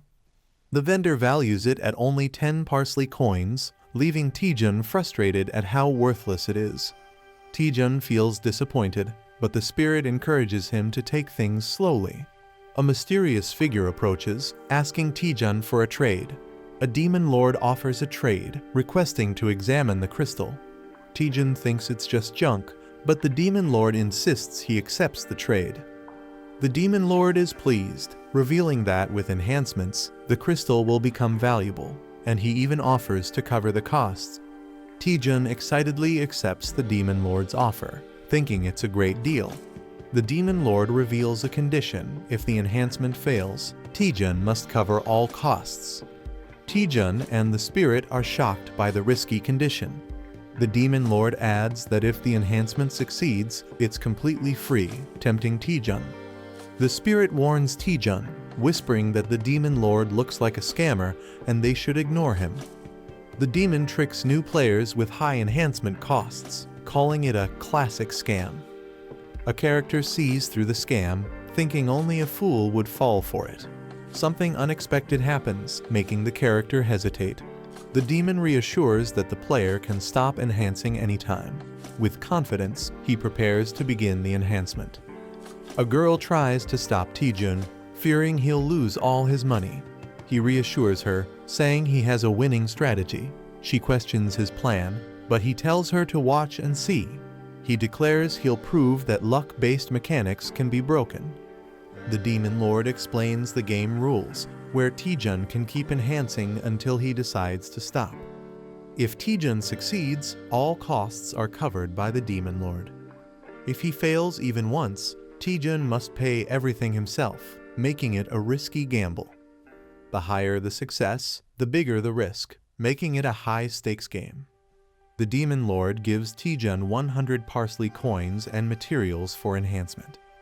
The demon lord offers to show a perfect spot, but Taejun remains skeptical. Taejun confidently starts the enhancement, ignoring the demon lord's trickery. The obsidian crystal begins glowing, signaling something unexpected. The enhancement of the obsidian crystal was successful, granting +1 strength. The demon lord is surprised by the success rate and admires the player's boldness. The demon lord taunts, questioning if the player will stop at just one enhancement. The player smirks confidently, hinting at his next move. With a crazed look, the player declares he's going straight to +9, daring others to back out. The demon lord is shocked and questions if going straight to +9 is a wise choice. The player mocks the demon lord, laughing and asking if he's scared.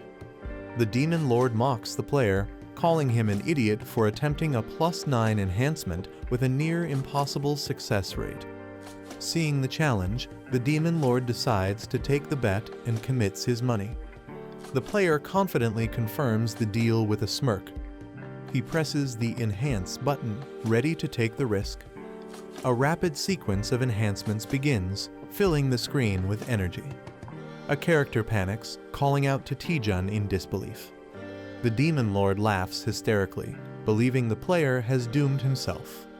A dramatic reveal: Taejun succeeds in enhancing the crystal to +9. The enhanced obsidian crystal now grants major stat boosts and mana recovery. The demon lord is left in shock, unable to comprehend the impossible success. The demon lord is in complete shock, unable to believe the player succeeded in enhancing to +9 without a single failure. Others suspect the player might be a game admin due to his unbelievable success. The demon lord, unwilling to let him go, plots to get him to enhance again. He tries to tempt the player by mentioning that he's only one enhancement away from max level. With a creepy grin, the Demon Lord pressures him to go all the way. The player hesitates, holding the enhanced crystal and considering full enhancement. He reveals that his success up to +9 was guaranteed due to the extraordinary growth buff. However, the chance for the final enhancement is only 10%, making failure a huge risk. Despite the low chance, the player's curiosity and excitement push him to try. Instead of deciding immediately, he suggests making a deal with the Demon Lord. The player confidently suggests going to the perfect spot for the enhancement. They arrive at Pierian Peak, a legendary enhancement spot. Other players pray desperately, fearing complete ruin if they fail their enhancements.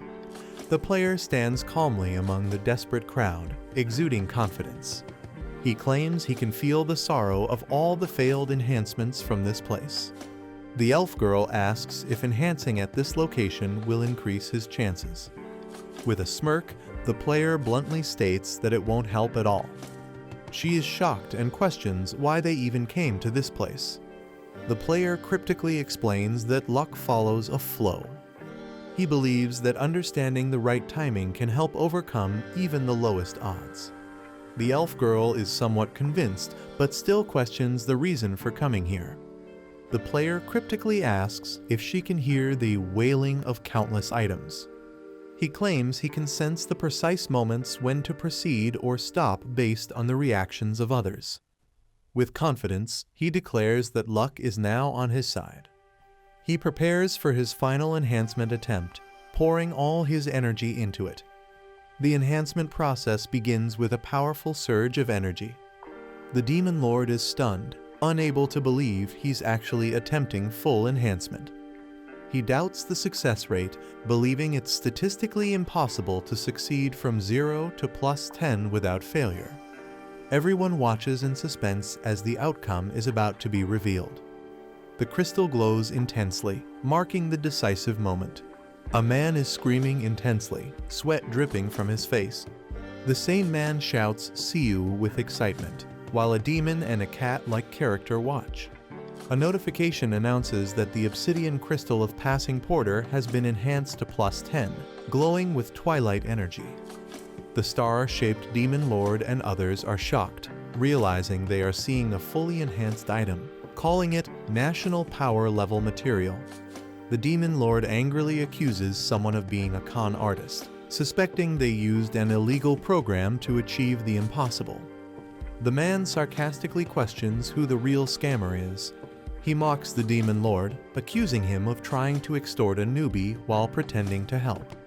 The Demon Lord, furious, threatens to report him to get him banned from the game. Instead, the man blocks the Demon Lord and happily logs out. The Demon Lord screams in frustration, demanding his resources back as the market logs out and synchronizes with Earth. Taejun, lying in bed, laughs about getting a maxed-out item for free, while his companion sighs in relief. The elf girl worries about what would have happened if he had failed and how he would repay all the coins. Taejun casually responds, saying he would have just run away if he lost. He then laughs menacingly, mocking the real scammer, while the elf girl wonders if he is a demon. Taejun reveals that he also got valuable intel from the Parsley Market, holding up a mysterious item. Taejun holds a mysterious staff, realizing he might be able to use it. The scene shifts to the Clear Sky Guild's office, located at the top floor of a hospital.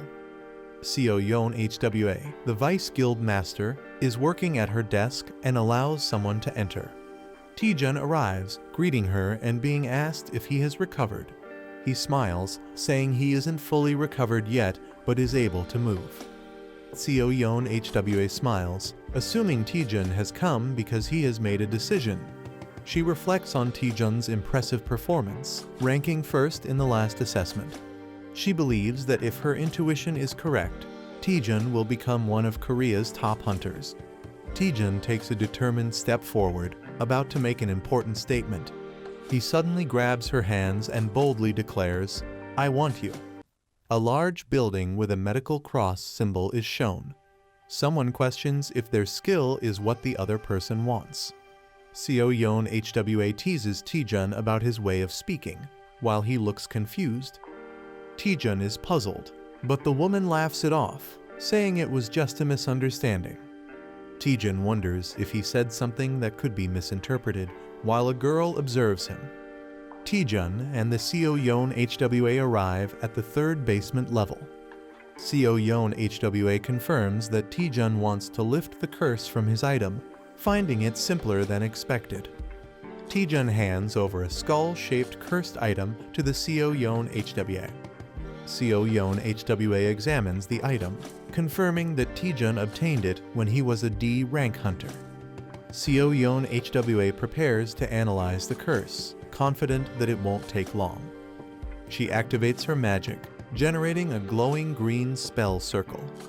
Taejun and the girl recognize it as one of Seo Yeon HWA's powerful S-rank skills. The skill, Spell Dispel, nullifies and breaks down the structure of the targeted spell.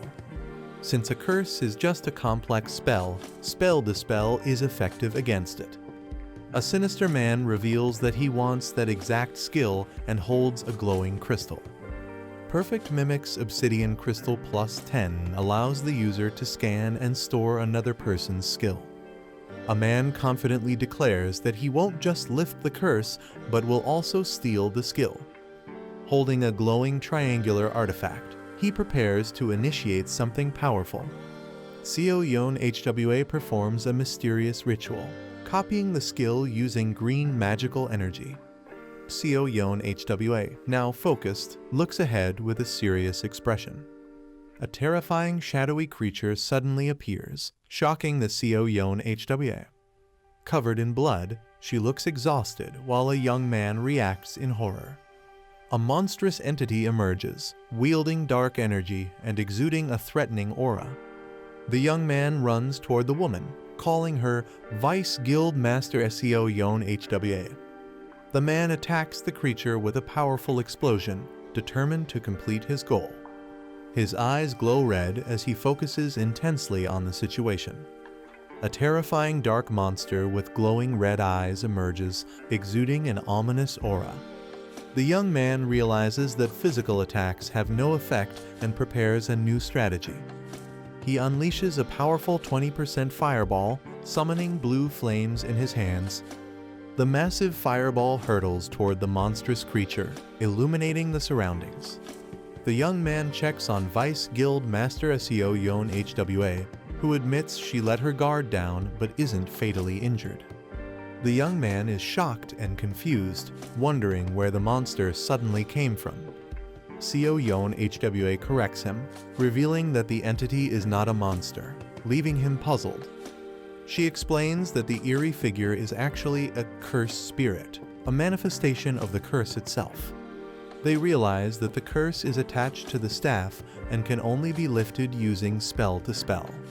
Seo Yeon HWA, wounded and struggling, reveals that she has been hit with a debuff skill, preventing her from using spell dispel. Seo Yeon HWA decides to forcefully dissipate the curse using her magic. Surrounded by intricate magical symbols, she acknowledges the loss of the staff but promises to grant a wish next time. The young man panics as he realizes something is about to go wrong. He shouts in frustration, realizing that he won't be able to lift the curse or obtain spell dispel. Desperately, he asks Vice Guild Master Seo Yeon HWA if she has a skill called Power Infusion, to which she hesitantly confirms. The young man asks Seo Yeon HWA if she can temporarily lend him spell dispel, assuring her that he will handle the situation. Seo Yeon HWA warns that the cursed spirit is too strong to be defeated with borrowed power alone.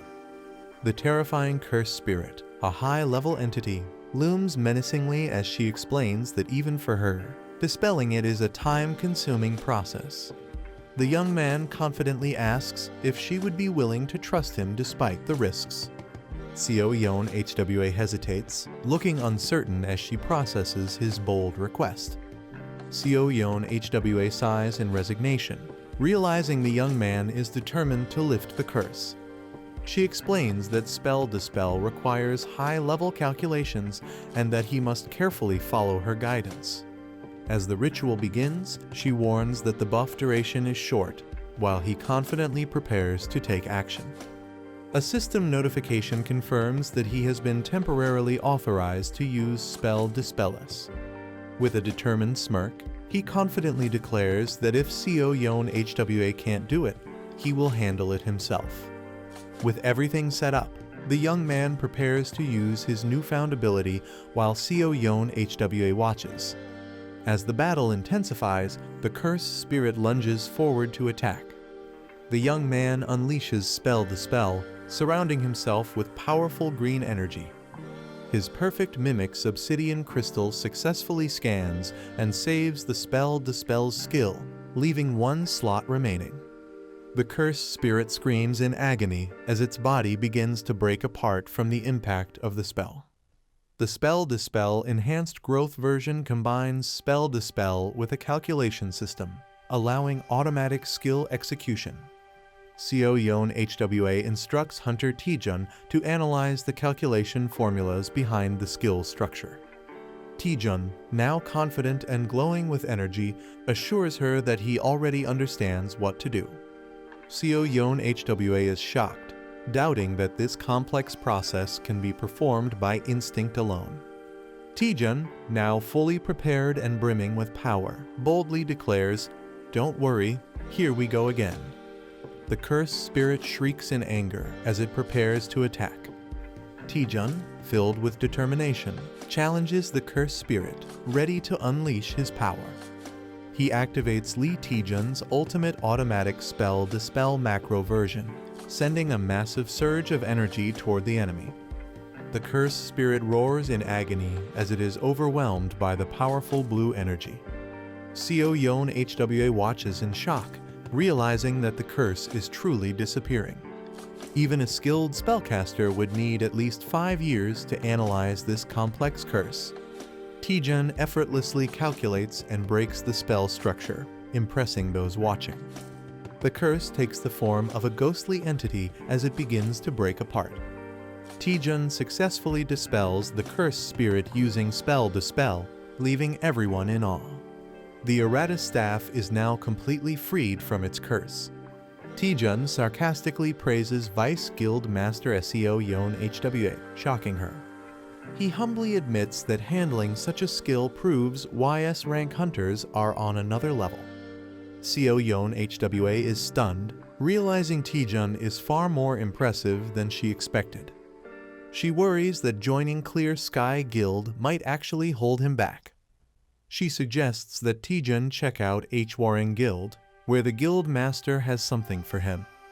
She smiles, implying that whatever it is could greatly benefit Taejun. The scene shifts to Hwarring Guild, located in the mountains. A giant red-scaled beast appears, preparing to fight. A martial artist with red afro hair proudly demonstrates his rising dragon fist technique. He ignites his fists with fiery energy, calling it a rare opportunity to witness his ultimate skill. The martial artist prepares himself, ready to demonstrate his technique. He uses Phantom Step, moving at incredible speed with a fiery aura. He launches his powerful rising dragon one-horn strike at the massive beast. Proud of his display, he asks if the technique was impressive, while Taejun awkwardly agrees. Meanwhile, a sinister figure observes the fight, holding a mimic crystal, waiting for the right moment to steal the skill. The protagonist dashes forward with intense energy, preparing for an attack or skill on Hanyang Island. Using a copied skill, the protagonist unleashes a powerful rising dragon strike against monstrous beasts.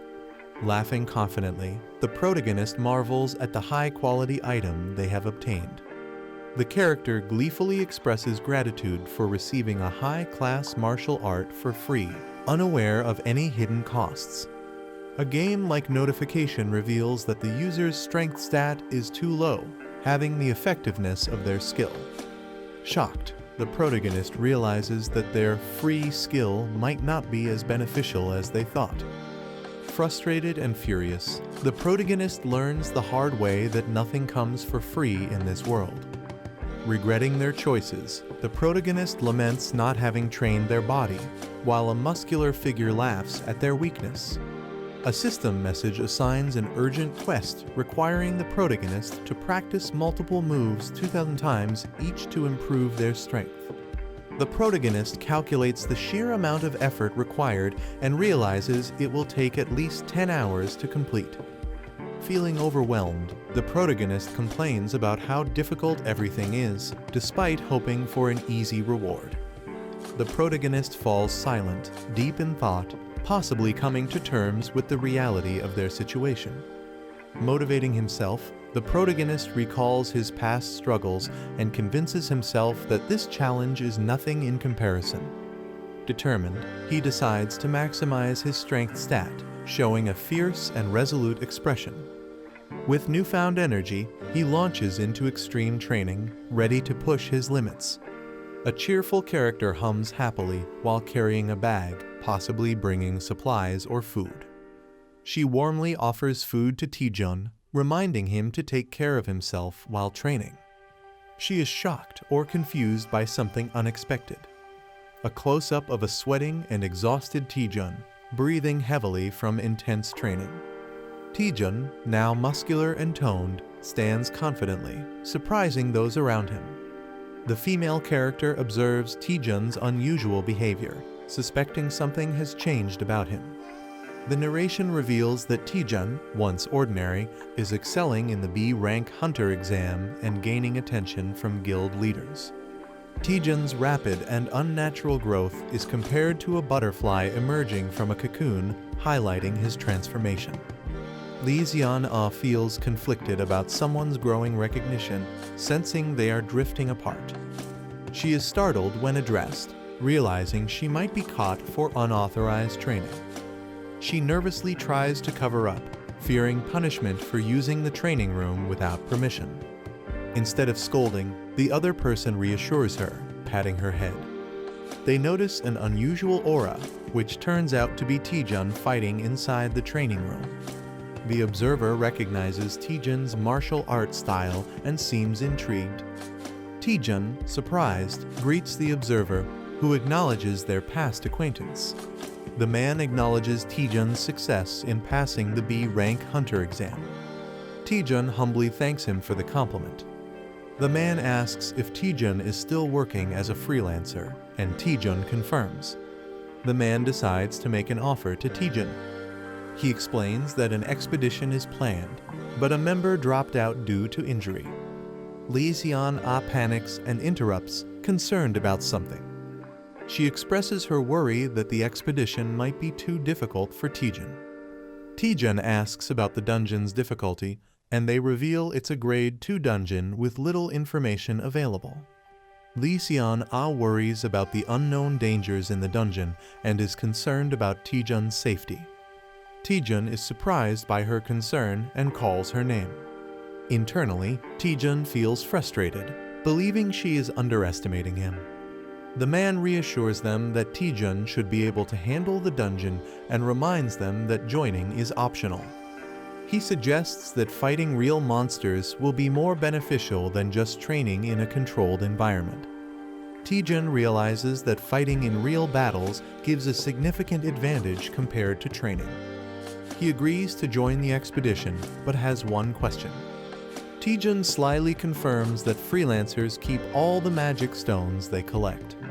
Taejun walks through the city with a small spirit-like creature following him. A text conversation shows someone reminding Taejun to arrive on time, but he's still on his way. Taejun finds the situation annoying while the spirit calls out to him. The spirit warns him that it's dangerous to move freely since the culprit behind the evaluation manipulation is still unknown. Taejun reassures the spirit, saying he'll be with Shinhwa Guild members this time. The spirit questions if Shinhwa Guild can be trusted. A backstory panel explains that Hwarang Guild's Mati Pyong and Shinhwa Guild's Cha Sunhyun have been close friends for 20 years, strengthening the relationship between both guilds. Taejun explains that Shinhwa Guild is highly unlikely to be involved in the manipulation. Taejun confidently brags about his strength, claiming he's nearly invincible. He insists his confidence is justified, but the spirit warns him to stay cautious. They arrive at a Grade 2 transfer-type dungeon, which has no prior information. Lee Seon-ah is surprised to see Taejun already there. She introduces him to the team members from Shinhwa Team 3. No Young-chul, the youngest member, enthusiastically introduces himself. The team prepares to enter the dungeon, ensuring everyone is present. Lee Seon-ah reveals that one more person is joining, which surprises the team. She explains that a member got injured last night, so they called in a replacement hunter. Taejun is shocked to hear about another hunter, just as someone yells at him to move. Taejun turns around, noticing someone approaching. A rough-looking man steps out of a car, annoyed by Taejun. The man rudely questions if Taejun is deaf, acting intimidating.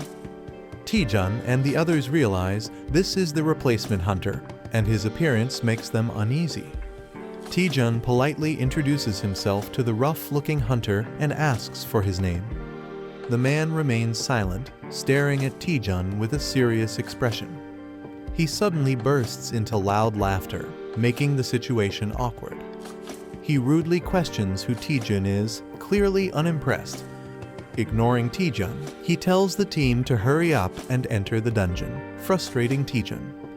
Lee Seon-ah calms Taejun down, explaining that despite his rough attitude, he is a well-known figure in the industry. Kim Ji-hoon is revealed as an A-rank freelance hunter, infamous for his terrible personality but unmatched skills.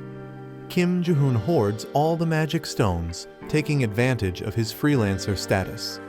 His teammates suffer, left without resources, even for medical treatment. Taejun and Lee Seon-ah discuss Ji-hoon's reputation, realizing how terrible he is. Taejun has a moment of self-reflection, feeling like he can relate to Ji-hoon's greed. Taejun acknowledges that meeting someone like Ji-hoon was bound to happen sooner or later. Ji-hoon intimidates one of the younger team members, asserting his dominance. Taejun, with a sinister grin, plans to give Ji-hoon a taste of his own medicine. A blood-red sky signals danger as a monster appears. Ferocious monsters charge forward, screeching wildly. The team prepares for battle, maintaining formation.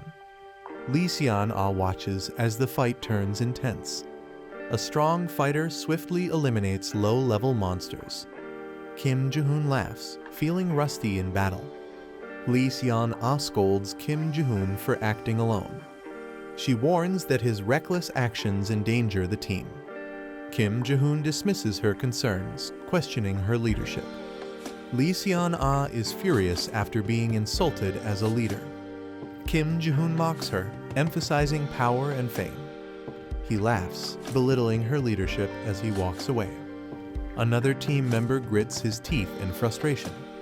A mysterious castle welcomes them under the red sky. Duke Duwas, the ruler of the cursed land, introduces himself. Kim Ji-hoon rudely interrupts, demanding answers. Duke Duwas reassures them he won't keep them long. The land once sealed away a great and ancient evil. The land was cursed, unfit for human life, until an artifact suppressed its evil. The artifact purified the land through consecration. Someone has stolen the sacred artifact, causing concern. Duke Duwas explains that restoring the artifact could revive the land. The invaders broke the artifact into pieces and scattered them. Kim Ji-hoon laughs, thinking the quest is too easy. Other members discuss the lack of a real boss monster in this quest. Lee Seon-ah realizes there are 4 artifact pieces in different locations. Kim Ji-hoon mocks her, questioning why she's even thinking about it. Kim Ji-hoon suggests splitting into pairs to search faster. Lee Seon-ah insists on staying together for safety, but Lee Taejun eagerly agrees. Lee Taejun silences her with a SHH before she can argue. A creepy smile appears as someone volunteers to team up with Kim Ji-hoon. The teams agree to regroup in the south after finding an artifact. Lee Taejun excitedly calls Kim Jae-hoon Sir, surprising him. Lee Taejun claims he was inspired by Kim Jae-hoon's words. Kim Jae-hoon enjoys wealth and power, believing skilled hunters deserve more. Lee Taejun passionately declares his loyalty to Kim Jae-hoon for life. Kim Jae-hoon laughs, impressed by Lee Taejun's mindset. He tells Taejun to stick with him, offering to help. They arrive at a graveyard, sensing eerie tension. Taejun asks about the artifact, but Jae-hoon smirks knowingly. Jae-hoon suspects monsters are lurking nearby, protecting the artifact. He prepares to fight, while Taejun requests a favor. Taejun pretends to be nervous, asking for a small task. He requests to handle a small area alone. Jae-hoon laughs and agrees without suspicion. Jae-hoon allows Taejun to handle the small area alone. Jae-hoon grows impatient, demanding the monsters to appear. Taejun swiftly eliminates the incoming monsters. Taejun pretends to be lucky after obtaining high-grade magic stones. Jae-hoon complains about not getting any loot as more monsters are spotted. Taejun effortlessly takes down 3 monsters at once. He reassures Jae-hoon, claiming he'll handle the endless monsters. Jae-hoon realizes all the monsters are appearing near Taejun. Jae-hoon starts suspecting that Taejun knew about the monsters all along. Jae-hoon laughs, doubting Taejun is smart enough to plan ahead. Jae-hoon activates a special skill he didn't want to use. He unleashes a powerful area-wide taunt, challenging all enemies. Taejun grins, knowing exactly what's happening. Lee Seon-ah observes Jae-hoon's skill but isn't impressed. She recalls that Jae-hoon possesses a taunt skill. Taejun suspiciously shows interest in Jae-hoon's skill. He smirks, realizing the skill could be useful. Taejun manipulated Jae-hoon into activating the skill, making monsters gather. A radar shows a large number of monsters hidden in the area. Someone plans to take advantage while another person lures the monsters. A man turns around in surprise, sensing something.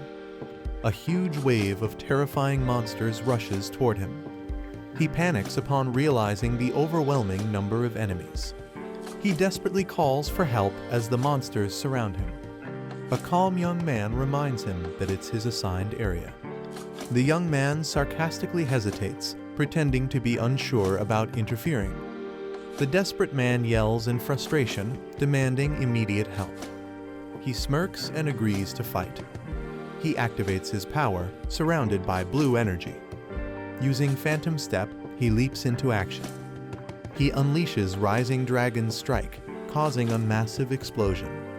The shocked man doubts if he's really just a B rank hunter. He wipes his sweat, relieved that all the monsters are gone. He happily counts the magic stones he gained. He jokingly credits the other man's taunt skill for his victory. He suggests leaving since they've completed their mission.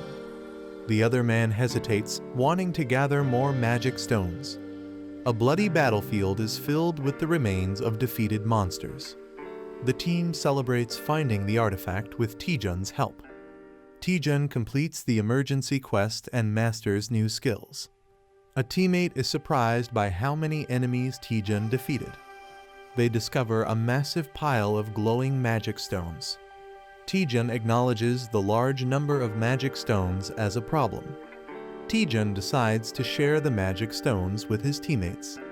Others hesitate, feeling that Taejun is being too generous. Taejun insists that everyone deserves a reward for their efforts. Taejun smiles as he thanks Jae-hoon for sharing his magic stones. Taejun announces that he will split his and Jae-hoon's stones with the team. Jae-hoon hesitantly agrees, but looks regretful about losing his stones. The team praises Jae-hoon, mistaking him for being generous. The team gratefully accepts the shared magic stones. Jae-hoon is confused but nervously goes along with the situation. Lee Seon-ah acknowledges Taejun's clever move. Taejun reveals to his companion that his generosity is just for appearances. A mysterious castle looms under a blood-red moon. The team returns with the collected artifacts. The Lord thanks them, saying the land may be restored. The Lord requests the artifact, saying he will offer it himself. The girl hesitates while holding the artifacts. She questions the Lord before handing over the artifacts. She recalls how the artifact was lost to barbarians. The sealed evil was unleashed, destroying everything. The Lord confirms the story but gets interrupted. The girl suspiciously asks how the Lord survived. The Lord remains silent, deep in thought. He laughs, impressed that someone finally figured it out. The artifacts react with dark energy as he reveals it's too late. The Lord transforms into Duke Duwaz, a high-ranking vampire. The girl realizes something is wrong with the dungeon. She suspects finding the artifact wasn't enough to clear the dungeon. She deduces that handing over the artifact triggered a new quest. Duke Duwaz acknowledges the duplicate quest's true nature. The team realizes that the Lord was the final boss all along. The vampire demands the artifacts to complete his resurrection. Sion Ah stands in a trance, clutching the artifacts. A teammate shouts in panic as Sion Ah moves forward. An ambush interrupts the situation with a sudden attack. A mind-controlled ally attacks with a blade. Charm's evil eye is revealed as a powerful mind control ability. The vampire's charm skill has taken control of an ally. Taejun realizes his spell nullification skill protected him. The vampire mocks Taejun, questioning his resistance to the power. Taejun mocks the vampire with a rude gesture. He taunts the vampire, who is visibly irritated. The vampire begins the ritual to restore his full power. He commands his mind-controlled servants to attack. Taejun finds the situation troublesome as his allies turn against him. The vampire laughs, knowing Taejun values his comrades. He predicts Taejun's downfall at the hands of his allies. Taejun prepares a counterattack, activating a skill. With a powerful strike, an enemy is taken down. A fierce attack strikes a monstrous opponent, causing a powerful impact. A shocked vampire-like character reacts in disbelief. A confident fighter approaches a fallen enemy, preparing to say something. A devastating punch lands, sending the opponent flying with blood splattering. A fighter taunts the vampire, boasting about his strength. The protagonist smirks menacingly, enjoying his overwhelming power. The vampire panics, realizing his power hasn't fully returned. Lee Sion-ah stands in front of the vampire, ordered to protect him. Sion-ah is launched into the air by a powerful attack. Taejun, injured and sweating, warns Sion-ah about the opponent. Sion-ah moves at an incredible speed, making it difficult to stop her.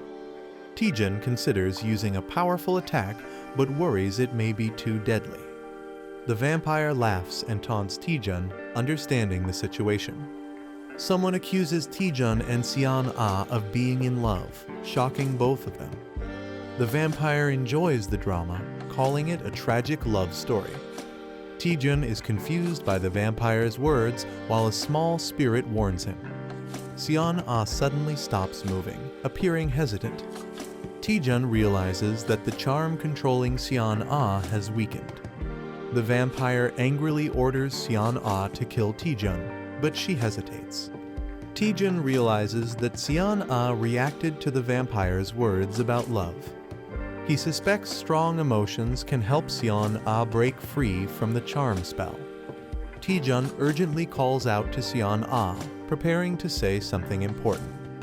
A flashback shows Taejun receiving a wallet from Sion-ah as a gift last Christmas. The wallet, now a significant memory, is highlighted. Taejun awkwardly confesses that he sold the wallet on Carrot Market. He explains that financial struggles forced him to sell it, but Sion-ah is furious. Taejun realizes that making her angry is actually working to break the charm. Taejun angrily confronts the vampire, vowing to stop his powers. Taejun activates his spell nullification technique, preparing to counter the vampire's magic. Taejun unleashes his attack, targeting the vampire's evil eye while the vampire screams in pain. A powerful roar shakes the air as blue lightning surges wildly. The enemy screams in pain as a hand forcefully presses into their eye. The attacker laughs maniacally, refusing to let go. He declares that the enemy will stay like this until death, acquiring a new skill. The Eyes of Enchantment skill has been nullified. The enemy howls in agony as lightning surges through them. The enemy growls in frustration, confused about what happened to their eyes. Someone reacts in shock, while another grins and flashes a victory sign. Two fighters feel as if they were struck, questioning if their powers were broken. The enemy is in shock, unable to believe what just happened. He panics, realizing his power has never been broken before. Furious, he demands to know how his power was shattered. The protagonist mocks him, saying he'll die soon anyway. Jokingly, he tells the enemy to search for the answer online, but laughs at the irony. The enemy grins menacingly, enraged by the mockery. His bloodied hand trembles as he vows that the protagonist will be the one to die. He lunges forward, determined to kill with a bloodthirsty grin. The protagonist smirks, while a red-haired ally rushes in to attack. The enemy is struck mid-air as the team launches their attack. Taejun is surprised to see Lee Seon-ah awake, and she praises him. With a determined expression, Lee Seon-ah tells them to leave the rest to her. She calls everyone to attack, revealing the enemy can no longer use mental skills. The team unites, preparing to take down the vampire together. The vampire mocks them, but Taejun eagerly accepts the challenge. Taejun grins confidently, declaring that the enemy will be beaten. A cowboy-style fighter leaps in, ready to attack alongside his brother. No Young Chul fires his weapons, determined to prove himself in battle. The vampire is struck by powerful energy blasts, staggering backward. The team calls out to Taejun, telling him to let them handle the fight. The fighters attack together, causing the vampire to scream in pain. The vampire realizes their teamwork is flawless. He acknowledges that they are not just ordinary fighters. Lee Seon-ah prepares a powerful sword technique. She unleashes Shattering Strike, creating a massive wave of destruction. The battlefield is covered in mist, leaving an eerie silence. One of the fighters nervously asks if the battle is over. The protagonist counters with a swift, determined strike as his eyes flare with energy. An enemy combatant is blasted backward by the force of the attack. The heroine charges forward, her mystical sword gleaming amid swirling light. A burst of radiant magic overwhelms the enemy, leaving him staggered on his knees. The team quickly regroups, seizing the moment of the enemy's vulnerability. A surge of inner power is visible as one fighter channels his strength into a powerful blow. The battlefield erupts with rapid strikes, each clash echoing the intensity of the fight. Two rivals engage in a fierce duel, their clashing weapons showering sparks around them. In the dramatic climax, the protagonist stands tall as the dust settles, his resolve unshaken. The group celebrates, but Lee Seon-ah suddenly realizes someone is missing. They find Hunter Kim Jae-hoon unconscious on the ground. The team questions Taejun, who awkwardly avoids answering. They confirm Kim Jae-hoon's injuries are not serious and decide to head back. The group invites Taejun to join them for a meal, but he declines. Seon-ah is curious about Taejun's other plans, but he brushes it off. Taejun explains he wants to analyze the dungeon more before leaving. He considers it part of his training, looking at the mysterious dungeon. The team admires Taejun's dedication and commitment to his goal. Lee Seon-ah sighs, acknowledging Taejun's extreme passion. She admires his dedication to staying in the dungeon for research. A mysterious warning is given with a gentle touch on the face. Seon-ah warmly tells Taejun not to push himself too hard. Taejun is left speechless and flustered by her concern. The team waves goodbye, reminding Taejun not to go overboard. Taejun stands alone as a spirit questions his unfinished business. The spirit correctly guesses his real intent to study the dungeon. Taejun reflects on his past struggles, recalling how hard he worked to survive. Taejun excitedly explains that he found something interesting using parsley navigation. The navigation points to a mysterious jackpot treasure. Taejun can't resist the excitement and insists on exploring, while the spirit looks unimpressed. The spirit questions if Taejun ever studied dungeons, and he playfully claims he was a hard worker. Taejun explores a library, looking for clues. The spirit doubts the treasure's existence, but Taejun insists the navigation led them there. Taejun decides to try pulling a book like in the movies. The book triggers a hidden mechanism, revealing something.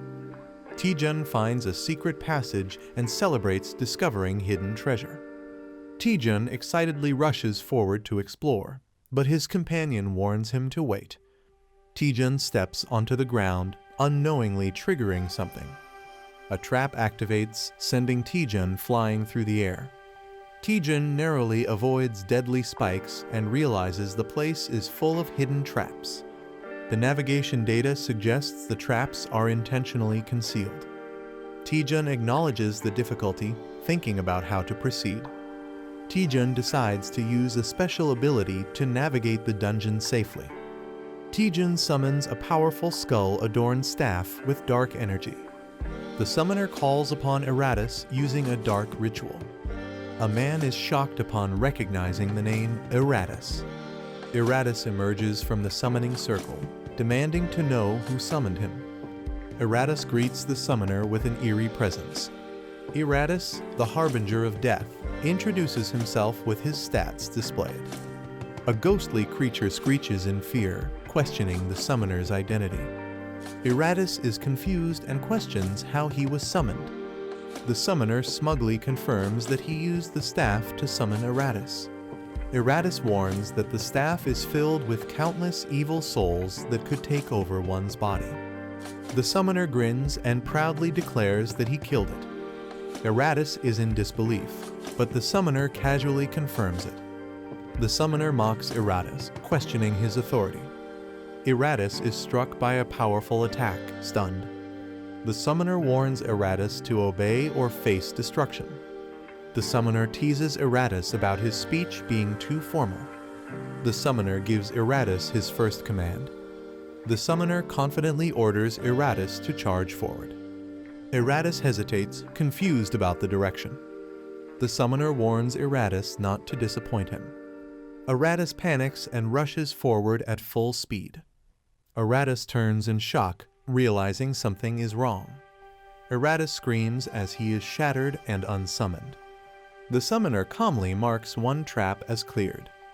Eratus is revived, confused by what just happened. The summoner orders Eratus to charge forward again. Eratus runs straight into a fire trap. Eratus burns to ashes and is unsummoned once more. The spirit questions if the summoner will continue this madness. The summoner grins and confirms without hesitation. Lee Taejun declares he shows no mercy to his enemies. The spirit awkwardly accepts his reasoning. The summoner commands Eratus to body slam. The summoner praises Eratus for being a great detector. Eratus has grown stronger through repeated deaths. The summoner realizes Eratus is surviving traps better. He wonders if this is due to an extraordinary growth ability. Eratus blushes, feeling proud of his progress. The summoner plans to research extraordinary growth after the expedition. Eratus is shocked that his master is leaving after just saying, "Good job." Eratus protests, claiming even immortals have rights, but the summoner doesn't care. Eratus is unsummoned once again. The summoner moves on while the spirit calls him cold-hearted. The spirit believes they have reached the end of the dungeon. The summoner wonders if something feels off. He notices a suspiciously large tombstone. The summoner suspects something is hidden inside the massive structure. He touches the surface, triggering glowing purple symbols. A statue presents a red box containing a bracelet. The spirit recognizes it as a bracelet made from previous relics. The summoner considers appraising it but worries about the cost. He hopes it turns out to be a powerful, world-class item. The elf girl excitedly explains that items don't need to be appraised one by one. She introduces the Item Analyzer app that makes analyzing items easy. The guy is shocked and frustrated that she didn't mention this earlier. She insists she told him before, but he was too distracted to notice. He tries using the Item Analyzer and it scans an item automatically. The Relic of Malice is revealed as a unique grade bracelet with special vampire-related skills. He is shocked by its high grade, while the elf urges him to check the skills. The aesthetic of the vampire passive skill allows rapid healing except for severe injuries. Charm of the vampire skill allows controlling weakened targets. He gets excited about automatic healing, while the elf girl compares it to a duke's skill. She questions if the charm skill will ever be useful. He grins sinisterly, confident it will be very useful. He laughs, saying humans are everywhere, while the elf girl looks uneasy. He tells Mary Mai that she doesn't understand how the world works. He warns that humans can be scarier than dungeon monsters. A mysterious figure confirms their target, a newly ranked B-class hunter. A stealthy assassin with the Silent Shadow skill is assigned to handle the target alone. Lee Taejun arrives at the location, unaware that the assassin is watching him. The assassin recalls that Taejun was a D-rank porter not long ago but quickly rose to B rank. The assassin believes Taejun must die for becoming too noticeable. He launches a swift attack while Taejun finds the situation strange. Taejun stands victorious after a sudden counterattack, confused about the navigation error. The assassin is down, and Taejun questions when he appeared. Taejun wonders if the assassin had an invisibility skill, as he wasn't detected before. Taejun confidently tells the assassin to stop hiding and come out. With a sinister smile, Taejun unleashes powerful energy, warning he'll keep attacking until the assassin is dead. He throws a powerful, blue energy kick. The kick lands with explosive force on the opponent. A man watches in shock and fear.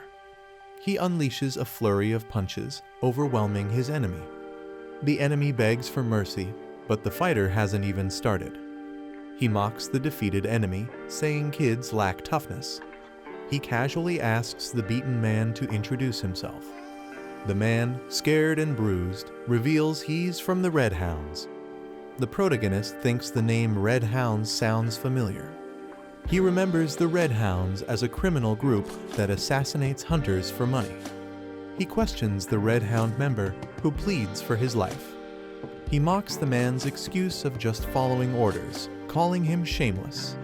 He prepares to interrogate the man using a mysterious power. He activates Vampire's charm to control the man's will. A loud scream echoes from inside a castle. Two Red Hounds wonder why their teammate hasn't returned. Han Jong-pil thinks it's taking too long to deal with a B-class hunter.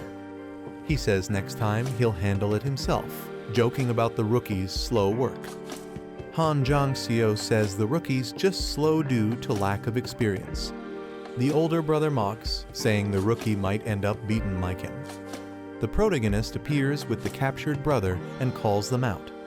He says their late parents would be ashamed of what they've become. They ask how he knows them. He admits he interrogated the youngest. He jokes that he came himself to gather the rest of the info. One brother gets angry and blames Han Jong-chul. The leader defends him, saying he's too well trained to break easily. He suspects the enemy used a mental skill, while the hero mocks their trust. He jokingly gives a praise sticker, while the spirit looks confused. The Red Hounds are stunned and wonder if he's actually insane. One regrets not dealing with him personally from the start. He threatens Lee Taejun, saying he won't leave alive. Lee Taejun casually tells him to go ahead and try. The assassin prepares to use a deadly technique called Shadow Strike. Before he finishes, Lee Taejun punches him right in the face. His brother screams in shock while Lee casually comments on how boring it was. The last Red Hound hesitates, saying he's low on mana. Taejun threatens the last brother to talk or end up like the others. The Red Hounds are arrested and taken into custody by the Hunter Alliance. The brothers had planned their ambush using dungeon info. They disguised themselves as cleaners, waiting for Taejun to exit the dungeon. When he didn't come out, they went in to kill him themselves. A mysterious woman admits they got careless. In a guild meeting, she explains they expected an attack on Taejun. She didn't expect them to sneak into a dungeon owned by Manhwa Guild. She blames herself, but someone reassures her there's no need to apologize. Taejun sensed trouble coming but didn't expect it so soon. An angry ally yells that the enemies targeted Taejun, Kangjin, and Yu Si-rin. He wants to go interrogate them by force, but Taejun stops him. Taejun calmly reveals he already knows who's behind it all. They're surprised how easily the enemies talked during the interrogation. With serious eyes, she demands to know who's responsible. She's furious about the attacks on multiple hunters, including Taejun. Taejun silently stares, ready to expose the truth. He names the culprit, Bi Hyun-soo, the head of the Seong Guild. They're shocked to hear that Bi Hyun-soo is the culprit. The man claims he knew it just by Bi's suspicious face. Seong Guild rose rapidly in rank, known for dirty and ruthless tactics. Until now, they only had suspicions Taejun brought real proof. They trust Taejun's judgment, completely no room for doubt. The guild leader decides to bring elite members and retaliate. The man vows to protect his disciple and join the fight. He gets fired up to storm the enemy HQ and Taejun asks to come too. Taejun smiles and says he wants to see the face of the man who tried to kill him. The Seong Guild building shakes as the heroes arrive to confront Hyun-soo. The man powers up and calls out Hyun-soo, saying it's been a while. He smashes the ground, demanding Hyun-soo to come out. Guild members rush in, shouting at him and calling him insane. Someone reminds them they already know why this is happening. The woman from the Chunjeon Guild demands Bi Hyun-soo be brought out now. She threatens to burn the whole building down if he doesn't show up. She orders her guild to begin the attack. The guild unleashes powerful magic, striking the building with green energy. A man desperately bangs on a vault door, calling for his boss. The boss is panicking as he's told 2 guild leaders have broken in. He curses his situation, blaming himself for hiring incompetent people. He angrily questions where everything started to go wrong, blaming Lee Taejun. Planning to flee, he decides to take the money and escape unnoticed. He hears a sudden noise and looks back, startled. Someone finds his hiding place and taunts him. Shocked, he recognizes the intruder.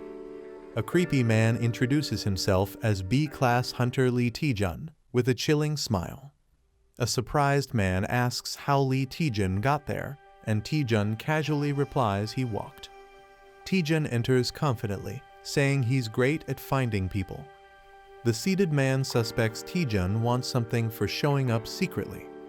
He offers Taejun a suitcase full of money, asking if that's what he wants. Taejun is stunned by the cash, but his spirit companion warns him to stay focused.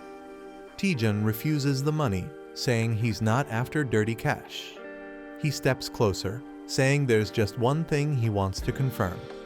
Taejun accuses him of rigging the promotion exam and suspects another person is involved. The man is shocked, but Taejun insists he already knows most of the truth and wants honesty. The man angrily claims he acted alone in rigging the exam. Taejun laughs, realizing his bluff didn't work. Taejun decides to just beat him up and take him in. The man glares furiously, insulted by Taejun's confidence. He mocks Taejun, summoning dark power to intimidate him. He says he only fears top hunters, not someone like Taejun. Taejun recognizes the dark energy and braces himself. The man smirks, thinking Taejun would have avoided all this by accepting the bribe. Taejun wonders if he should have taken the deal, but his companion freaks out. Taejun realizes that if dark matter is real, things might get dangerous. Dark matter absorbs energy, blocks attacks, and drains mana, making it nearly unstoppable. Taejun's spirit warns him to run, but Taejun stays calm despite the threat. Taejun mocks the opponent, calling the dark matter fake and weak. The enemy is shocked Taejun would fight with just a fireball and accuses him of bluffing. Taejun activates a QR scanner ability to expose the truth behind the opponent's skill. He charges down confidently, ready to reveal what's really going on. The scan reveals it's just a copied skill with only 10% of its original power. Realizing he's been exposed, the man panics and begs to talk it out. Taejun blasts his enemy with a powerful electric attack. The enemy screams in pain as the electricity hits hard. He rolls on the ground shouting for help, while Taejun is confused. Taejun is surprised that the enemy is so weak even though he held back. Water is dumped on the burnt man while Taejun tells him to stop being dramatic. Soaked and miserable, the enemy admits he's done talking. Taejun activates a skill to search for any hidden tricks or surprises. A damaged building sets the scene for Taejun's victory over Bi Hyun-soo.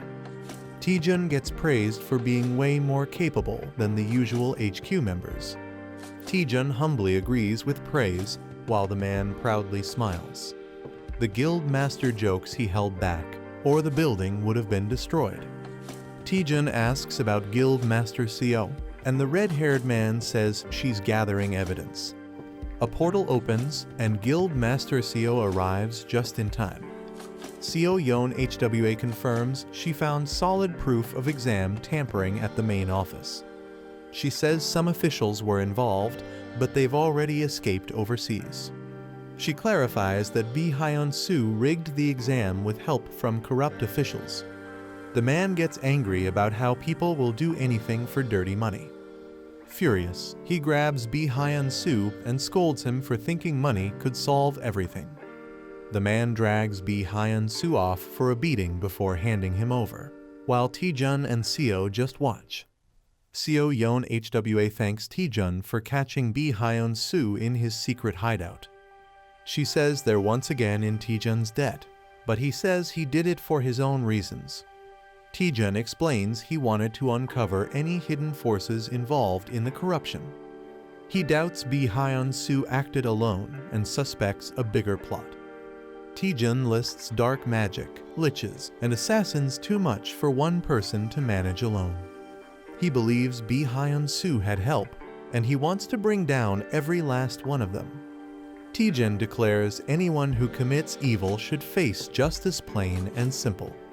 Surprised, Seo comments on Taejun's unexpectedly righteous side, and he just smiles. Seo asks Taejun if he found the people helping Bi Hyun-soo behind the scenes. Taejun gives a quiet, knowing smile in response. Somewhere else, someone lies and says there was nothing found. News reports confirm Bi Hyun-soo confessed to the exam rigging after his arrest. A furious man, Go Young-min, is frustrated Bi acted recklessly and hired assassins. He starts to panic, worrying that the consequences might reach him too. He reassures himself that the sealed contract should keep him safe, then someone knocks. Nervously, he tells them to come in, sweating with tension. His vice guild master, Cho Yang-ti, enters and says someone wants to meet him personally. The masked visitor waits in the lobby, and Go Young-min wonders if it's someone from a known guild. The vice guild master says the visitor is masked and unidentifiable. The visitor left a cryptic message, "Flying Fly," which shocks Go Young-min. Panicked, he shouts to let the visitor in immediately, wondering if Bi Hyun-soo betrayed him. As the masked person enters, Go Young-min anxiously questions if their secrets were leaked. The masked man removes his disguise, and Go Young-min is stunned it's Lee Taejun. The vice guild master recognizes Taejun from the B rank assessment. Confused and nervous, the guild members wonder why Taejun is here. Go Young-min puts on a fake smile, wondering if Taejun came to blackmail him. Go Young-min suddenly bursts into maniacal laughter, completely losing it in front of everyone. Hunter Lee Taejun throws enemies like a whirlwind, shocking everyone around. Someone shouts at Yang T in confusion as he suddenly moves. A girl screams, "Stop him," while falling in terror. Taejun charges wildly through the hall while others rush to stop him. Someone screams, begging Taejun to stop and questioning his sanity. Taejun laughs maniacally as he moves with insane speed. The bald man commands Yang T to stop Taejun immediately. A purple attack is launched as Taejun is mid-flip, and someone yells in anger. A powerful energy blast explodes as someone screams Taejun's name in fear.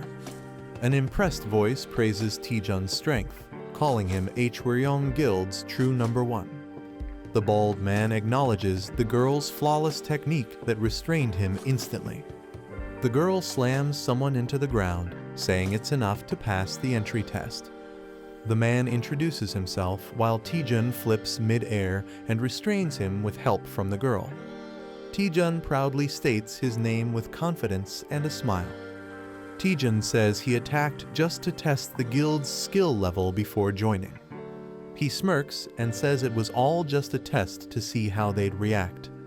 Someone watches Taejun nervously, thinking he's totally insane. The man is stunned by Taejun's behavior, calling it beyond crazy. He warns Taejun not to act foolish, reminding him of where he is. He mocks Taejun, saying a weakling without necromancy has no place here. Taejun mocks back, laughing at how obsessed they are with necromancy. The Hwaryong Guild was built by Go Jin-ho, a master of uncontrollable blood magic. He changed how people saw necromancy and dark magic, making the guild one of Korea's top 5. But now, after the first guild master retired, it's nearly bankrupt. Taejun says they can't afford to be picky and should see crisis as opportunity. He boldly declares that joining him will revive the Hwaryong Guild. The man hesitates, unsure, while Taejun prepares to reveal more. Taejun hands him a paper, saying, "Take a look at this." The man reads the document in shock, realizing its significance. A dramatic gasp bursts out. Whatever he saw left him horrified. Go Young-min panics and hides the document when asked what it is. He realizes Lee Taejun had known everything from the very start. The paper reveals shady deals and manipulation in the B-rank assessments. Taejun grins smugly, asking if they've changed their mind yet. He leans in creepily, pressuring Young-min to sign the contract. Angrily, someone slams their fist on the table, shouting, "You little." Yang T yells at Young-min for letting a non-necromancer into the guild. Young-min nervously tries to calm Yang T down. He nervously argues Taejun is weird, but his skills are top-notch. Yang T complains that Taejun is only here to drain the guild's resources. He warns that Taejun must learn necromancy no matter what. If not, Taejun will face a brutal lesson during initiation. A peaceful city view sets the scene for a calm moment. Taejun enjoys his coffee, finally feeling relaxed. Guan Rimi teases him, saying he's living the good life. She reminds him that bounty hunters were just after him, urging caution. Taejun says he has a plan and wouldn't sit around carelessly. He shows a special ring, saying it helps assassins avoid being caught. Wearing the ring changes Taejun's appearance so most people won't recognize him. The ring is called the Ring of the Hidden Hunting Dog and disguises the user randomly. Guan Rimi feels relieved Taejun can now move around safely. She wonders why Taejun chose Hwaryong Guild over the better-known ones. Taejun says other guilds are fine, but dealing with their demands would be too much trouble. He doesn't want to deal with constant international expeditions. He also dislikes being dragged into political events by top guilds. Since Hwaryong is ranked low, it lets him freely profit from monastones. He even gets to set his own contract terms. Guan Rimi now fully understands his reason. Taejun casually says he might go shopping since it's been a while. Guan Rimi is surprised by his sudden interest in shopping. Taejun says splurging now and then is worth it. Let's go waste some money. They arrive at a huge, impressive building that leaves Taejun in awe. Taejun laughs, saying he never imagined this life before money really is powerful. Guan Rimi questions the place, feeling it's not an ordinary mall. Taejun explains it's the largest marketplace for hunters, packed with all kinds of gear. The mega mall has everything from weapons to armor, updated weekly with rare items. It's called Gwimuljeon, a massive hunter-only shopping complex in Korea. Taejun is about to shop when someone suddenly recognizes him. A girl says she barely noticed him with the item on. She says she's heard of him from her brother. Taejun is confused. She introduces herself as Cha Yerin, leader of the Shinhwa Guild. Taejun greets her and realizes she's the sister of Cha Soo-hyun. He asks why the Shinhwa Guild leader is at a mall, and she's surprised he doesn't know. Cha Yerin reveals she runs the mall and visits to check new items weekly. Taejun is shocked the biggest mall in Korea belongs to Shinhwa Guild. He apologizes for not recognizing her, and she says it's fine since she avoids media. A girl asks Taejun if he has some free time, catching him off guard. She tells Taejun she heard about his heroic actions during the dangerous dungeon expedition. She offers him a reward as a token of thanks for saving lives.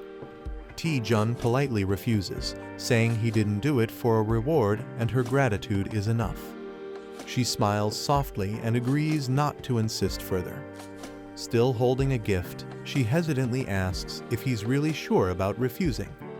Taejun looks shocked when she says he could have picked anything he wanted. She shyly reveals the gift was from their exclusive VIP item store. She double-checks if Taejun is really okay with giving up the reward. She reminds him it's a rare VIP exclusive item she was offering. Taejun is stunned to realize she was offering such a valuable item for free. She starts to walk away disappointed, but Taejun stops her. Taejun changes his mind and asks to see what items are available. While riding the elevator, she comments that Taejun seems more ordinary than she expected. She admits she thought Taejun would have a more unique presence. She explains her expectations were based on all the impressive rumors about him. Taejun laughs awkwardly, realizing he unintentionally hyped himself up. She reassures him kindly. She admits she likes how humble and grounded Taejun seems. She laughs, wondering if Seon-ah might not like her saying that Taejun is confused. As the elevator opens, she tells Taejun that the area ahead is only for VIP customers. She invites him to look around freely in the special VIP section. Taejun is amazed they've entered the rare item store's VIP section. He realizes the items are worth billions and is shocked at their value. He's stunned to realize that she, the person before him, owns everything here. She asks Taejun if anything caught his eye. He admits it's hard to choose. Blushing, Taejun says there is something that definitely caught his eye. Taejun points to a set of items and asks what they are. She smiles and says Taejun has unique taste. She explains the items once belonged to legendary guild masters from Korea. Though no longer usable, the items are preserved to honor their legacy. She tells him they aren't for sale, but offers to show even better items.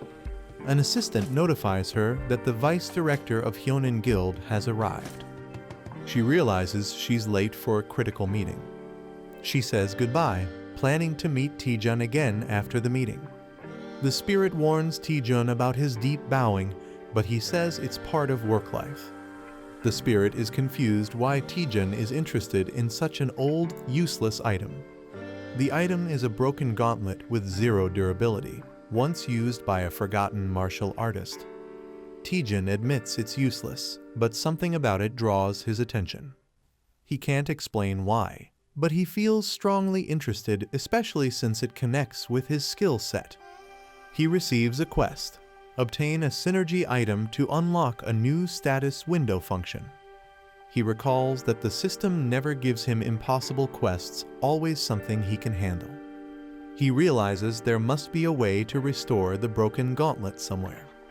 Taejun dramatically pleads with the director to help him fix it, desperate for a solution. He even gets on all fours and barks like a dog to show how serious he is, leaving the spirit speechless. Taejun lies on the floor, desperately trying to think of a way to convince the director. He overhears something surprising and snaps to attention. He's confused, hearing someone mention a previous agreement and contract fee. Director Cha Yerin appears surrounded by guards. Someone seems to be causing her trouble. Taejun realizes something: he might have a chance here. He sees an opportunity to help the director and earn her favor, and maybe that item too. Determined, he dashes off to help her like a dramatic hero. He dramatically declares himself as the loyal hound ready to serve Director Cha Yerin. Cha Yerin, unimpressed, expresses her disappointment and asks how long he'll keep being stubborn. Kang Young-seok sarcastically praises the director's boldness while defending his high pricing. He smugly says it's only fair business to charge what something's worth. Director Cha Yerin is visibly annoyed by his attitude. He's pushing her buttons. Taejun rushes in after hearing the commotion, ready to help. Young-seok dismissively tells Taejun to move aside, not knowing who he is. He claims they're in the middle of an important business meeting. Cha Yerin tries to stop Taejun, but he plays along, pretending to respect the business. Taejun throws a cheeky line, saying he enjoys business, especially business class flights. With a smug grin, Taejun takes a seat and suggests they talk business. Kang Young-seok asks who Taejun is, and Director Cha hesitates to respond. Taejun looks at the weapons and begins to piece together the situation. The Hyonin Guild specializes in item appraisal and dominates the Korean market. Because of that monopoly, the Shinhwa Guild is forced to comply even with unfair treatment. Taejun confidently introduces himself as Cha Yerin's legal advisor. With a big grin, he asks what the issue is, as if it's just casual business. Director Cha is confused by his bold claim, while Kang accepts it without question. Kang explains they're being asked to appraise too many items in too short a time. He says hiring extra staff increases cost, and the added payment wasn't nearly enough. Kang Young-seok demands double the original fee, shocking both Taejun and Cha Yerin. Taejun says he understands the issue, but finds something suspicious about it. He confirms with Kang that the Hyonin Guild is supposed to be an appraisal specialist. Taejun questions why experts would need a whole week. It sounds too slow and inefficient. He mocks them, laughing that a week per item is absurd and saying he'd have found another guild by now. Kang becomes visibly angry and offended by Taejun's words. Kang challenges him, warning that switching guilds could ruin all their items. He explains that a wrong appraisal can permanently destroy an item's value. Taejun listens as Kang insists that taking a chance with another guild is too risky. The director questions if any other guild can handle the job. The woman tells Taejun to back off before things get worse. Taejun apologizes for stepping out of line and disturbing business. Taejun leaves quietly, and the director feels satisfied. The director smugly claims their appraising skills are unmatched. Cha Yerin shows up, surprising the director. Lee Taejun cheerfully introduces himself as the new item appraiser. A man nervously greets Director Cha Yerin for the first time. Lee Taejun proudly introduces himself as the new item appraiser. Taejun excitedly examines the weapons laid out on the table. Taejun confidently assures Director Cha the appraisal will be quick. Taejun eagerly suggests starting, surprising Director Cha. Taejun asks the other appraisers to leave, calling it a trade secret. The older appraiser is shocked and mutters that this is ridiculous. He angrily warns Taejun that lying could lead to legal trouble. He mocks Taejun and tells him to stop pretending and leave. The appraisers mock Taejun for claiming he can finish in 1 hour. Taejun pulls out a necklace and asks them to look at it. He says he already checked this item earlier out of curiosity. Taejun reveals he finished the appraisal in just 10 seconds. He jokes that even he could become an appraiser at this rate. The boss tells his assistant to confirm if the appraisal is real. As the assistant reaches for the item, Taejun stops his hand. Taejun grabs and twists his arm, warning not to act without certainty. The assistant, shocked and hurt, says he doesn't want to be treated like this. Taejun tells the deputy director he must also risk something if he wants proof. The deputy director bursts into laughter, amused by the situation. He agrees to the bet, saying Taejun finally makes sense. The condition: if Taejun can't appraise all items in 1 hour, he loses. The deputy director wagers 1 billion won and asks what Taejun will risk. Taejun laughs and praises the director's boldness. As tension builds, Taejun suddenly agrees to the bet with a firm deal. Taejun ups the stakes dramatically by adding 10 billion won more. Everyone is shocked, and someone yells out, questioning Taejun's sanity. Director Cha questions how Taejun plans to appraise everything and handle 10 billion won. Taejun confidently says he already has a plan. Taejun asks Director Cha to check the item's appraisal status. She's shocked to see the cape is already fully appraised. She's stunned and wonders how it's possible, while Taejun smiles. The spirit reveals the secret Taejun used the new Item Analyzer feature. She wasn't sure it would work for others until now. Director Cha realizes the appraisal data can be shared with others. Taejun celebrates, dreaming about making a fortune as an appraiser. Director Cha is surprised Taejun really did the appraisals. Taejun proudly announces all the items have been appraised. Shocked, Director Cha is told to check the items herself. She places her hand over the weapons to verify. She sees detailed information about each item instantly. She's amazed the data appears instantly, unlike normal appraisals. She asks Taejun in awe how he pulled this off. The deputy director stands frozen, shocked by what he sees. Taejun laughs and teases the stunned deputy for looking shaken. Taejun smugly reminds the deputy he warned him not to bet without certainty. Taejun lightly mocks him, offering compensation and sarcastic advice. The deputy director loses it and grabs Taejun, accusing him of scamming. He lashes out, suspecting everyone is in on the trick. Director Cha calmly tells him to look at the proof himself. She confirms the contract states he owes Taejun 10 billion won. Taejun grins and tells the deputy to stop whining and pay up. Devastated, the deputy drops to his knees, unable to believe it. In denial, the deputy convinces himself it must all be a bad dream. The deputy director loses his mind, laughing hysterically and calling everything a dream. The girl feels pity as the boy grins oddly with a strange monocle on his eye. She thanks Taejun but warns him that his actions can't be ignored. She says his skills could revolutionize item appraisal and destroy the market overnight. She's shocked and asks how he managed something so impossible. He laughs nervously and says it's a trade secret. Taejun brings up a forbidden antique, saying he found it interesting. He offers a hint about his technique in exchange for the antique.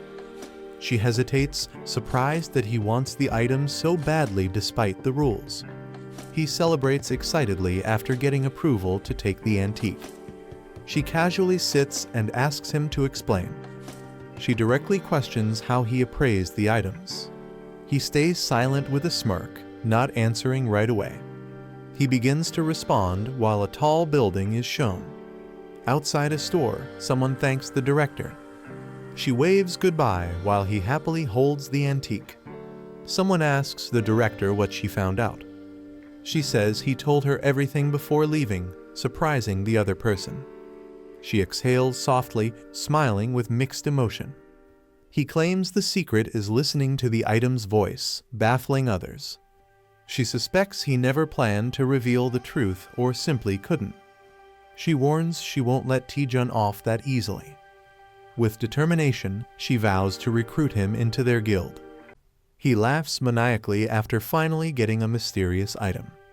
Taejun clings to the item like it's his true love. The girl tells him the item is now just useless junk. Taejun asks if the item can be fixed. He admits with a grin that he has no clue how to repair it. Still hopeful, he believes he'll figure something out. The girl suggests posting about it on Parsley Market. She explains the market has people from many dimensions who might help. She tells him he can post using just the status window. He gets ready to post something using the virtual screen. He asks if anyone can repair the broken spirit sword. He wonders if the post will help. She's unsure but smiling. He says it's not urgent and expects someone to reply eventually. He shifts focus to more important items lying in the room. He laughs about tricking someone to get these powerful tools. She notices all the weapons have holy attributes. She questions why holy items are needed for a black magic guild. He reveals the ceremony will involve dark summoned monsters. She's confused why he's using items in a duel where they're forbidden. He smirks and tells her to just watch how he handles it. The Worm Guild welcomes Hunter Lee Taejun. Taejun arrives earlier than expected and is being guided in. The man says preparations for the duel are already complete. It's revealed that the duel is against Deputy Leader Jo Yangti. A special arena is prepared to witness Taejun's necromancy skills. They enter a dark arena where a grim opponent awaits. Taejun and his guide walk past a strange crowd of bald men. Taejun suspects the guild is trying to mess with him. He thinks they want to humiliate him for being weak at necromancy. He always felt something was off, but now it's clearly worse. The girl wonders why all the necromancers are bald. She panics after learning dark mana may cause baldness. The opponent reminds Taejun of the duel rules. The duel will be strictly limited to necromancy skills. If Taejun wins, he can join the guild on his own terms. But if he loses, something ominous awaits. If Taejun loses, he must serve the guild leader forever. Taejun expected this and isn't surprised at all. Jo Yangti secretly controls the guild from behind the scenes. The guild is crumbling because of Jo Yangti's selfish rule. Taejun decides to add his own condition to the duel. If he wins, Taejun wants to replace the current deputy leader. He also demands compensation for the guild's financial damage. Taejun adds a wicked grin, making it entertaining for the crowd. The opponent realizes things might not go as planned. He angrily denies causing any harm to the guild. He claims the guild survives only because of him and summons a powerful Death Knight. He dares Taejun to show what he's got. He wants to see if Taejun's necromancy is truly impressive. The battle begins as energy builds around them. Taejun confidently calls out to a spirit named Eratus. The audience reacts with surprise and confusion. Taejun's summon is revealed to be a single skeleton warrior. Everyone doubts Taejun, mocking him for summoning just a skeleton. The guild leader laughs at Taejun for summoning just a skeleton. Taejun orders Eratus to attack. The skeleton responds loyally. Eratus delivers a powerful blow during the clash. The opponent is shocked that his Death Knight's armor broke instantly. Taejun grins, taunting that light magic melts darkness. Taejun jokes about the new gear while Eratus humbly compliments it. It's revealed Eratus wields holy power rare for a skeleton. The enemy refuses to believe it's possible. He's stunned by the existence of a wholly attributed skeleton warrior. Mana exists in fire, holy, earth, wind, dark, and water elements. Each attribute has power differences that affect battles. Eratus was once a dark-type skeleton under his master. After training, Eratus evolved to resist holy mana. Taejun commands Eratus to strike as the Death Harbinger. Eratus charges in while an ally yells at him to dodge. Eratus slams down a powerful attack, shaking the floor. A demon prepares to counter with a massive red blade. The demon's slash lands hard, shaking the battlefield. He mocks the idea that darkness can defeat light. Taejun commands Eratus to unleash his secret weapon. Eratus prepares to fight alone, holding divine gear. Eratus starts reciting creation verses, confusing enemies. He grips the holy relic, ready to activate its power.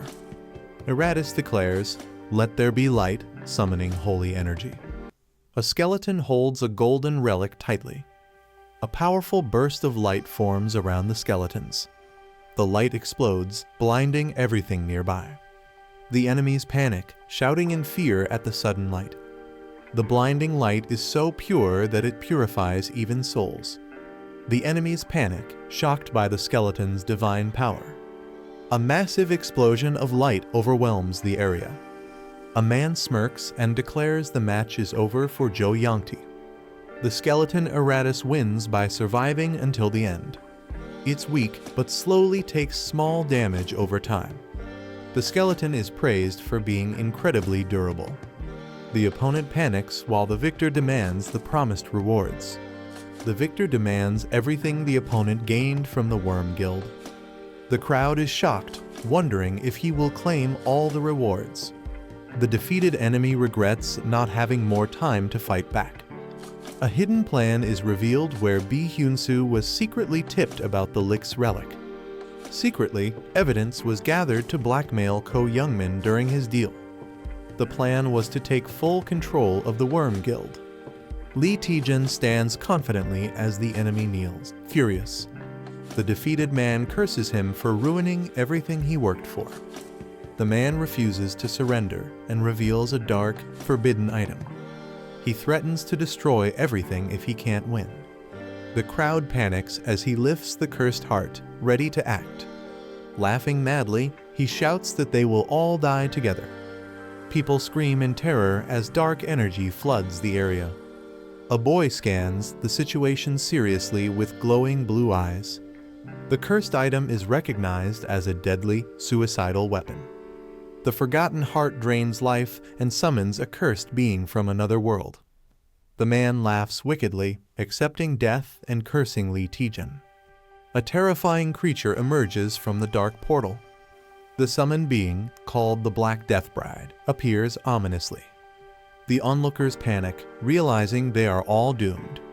People scream in terror and try to run away from the cursed monster. Some manage to nullify the deadly curse effect on themselves. The Black Death Bride unleashes powerfulest grade curses immediately. Witnesses stare in horror, questioning what kind of monster it is. An old man steps forward and offers help to Hunter Lee Taejun. He introduces himself as Go Jin-ho, the former guild leader. Taejun is surprised, asking when Go Jin-ho arrived.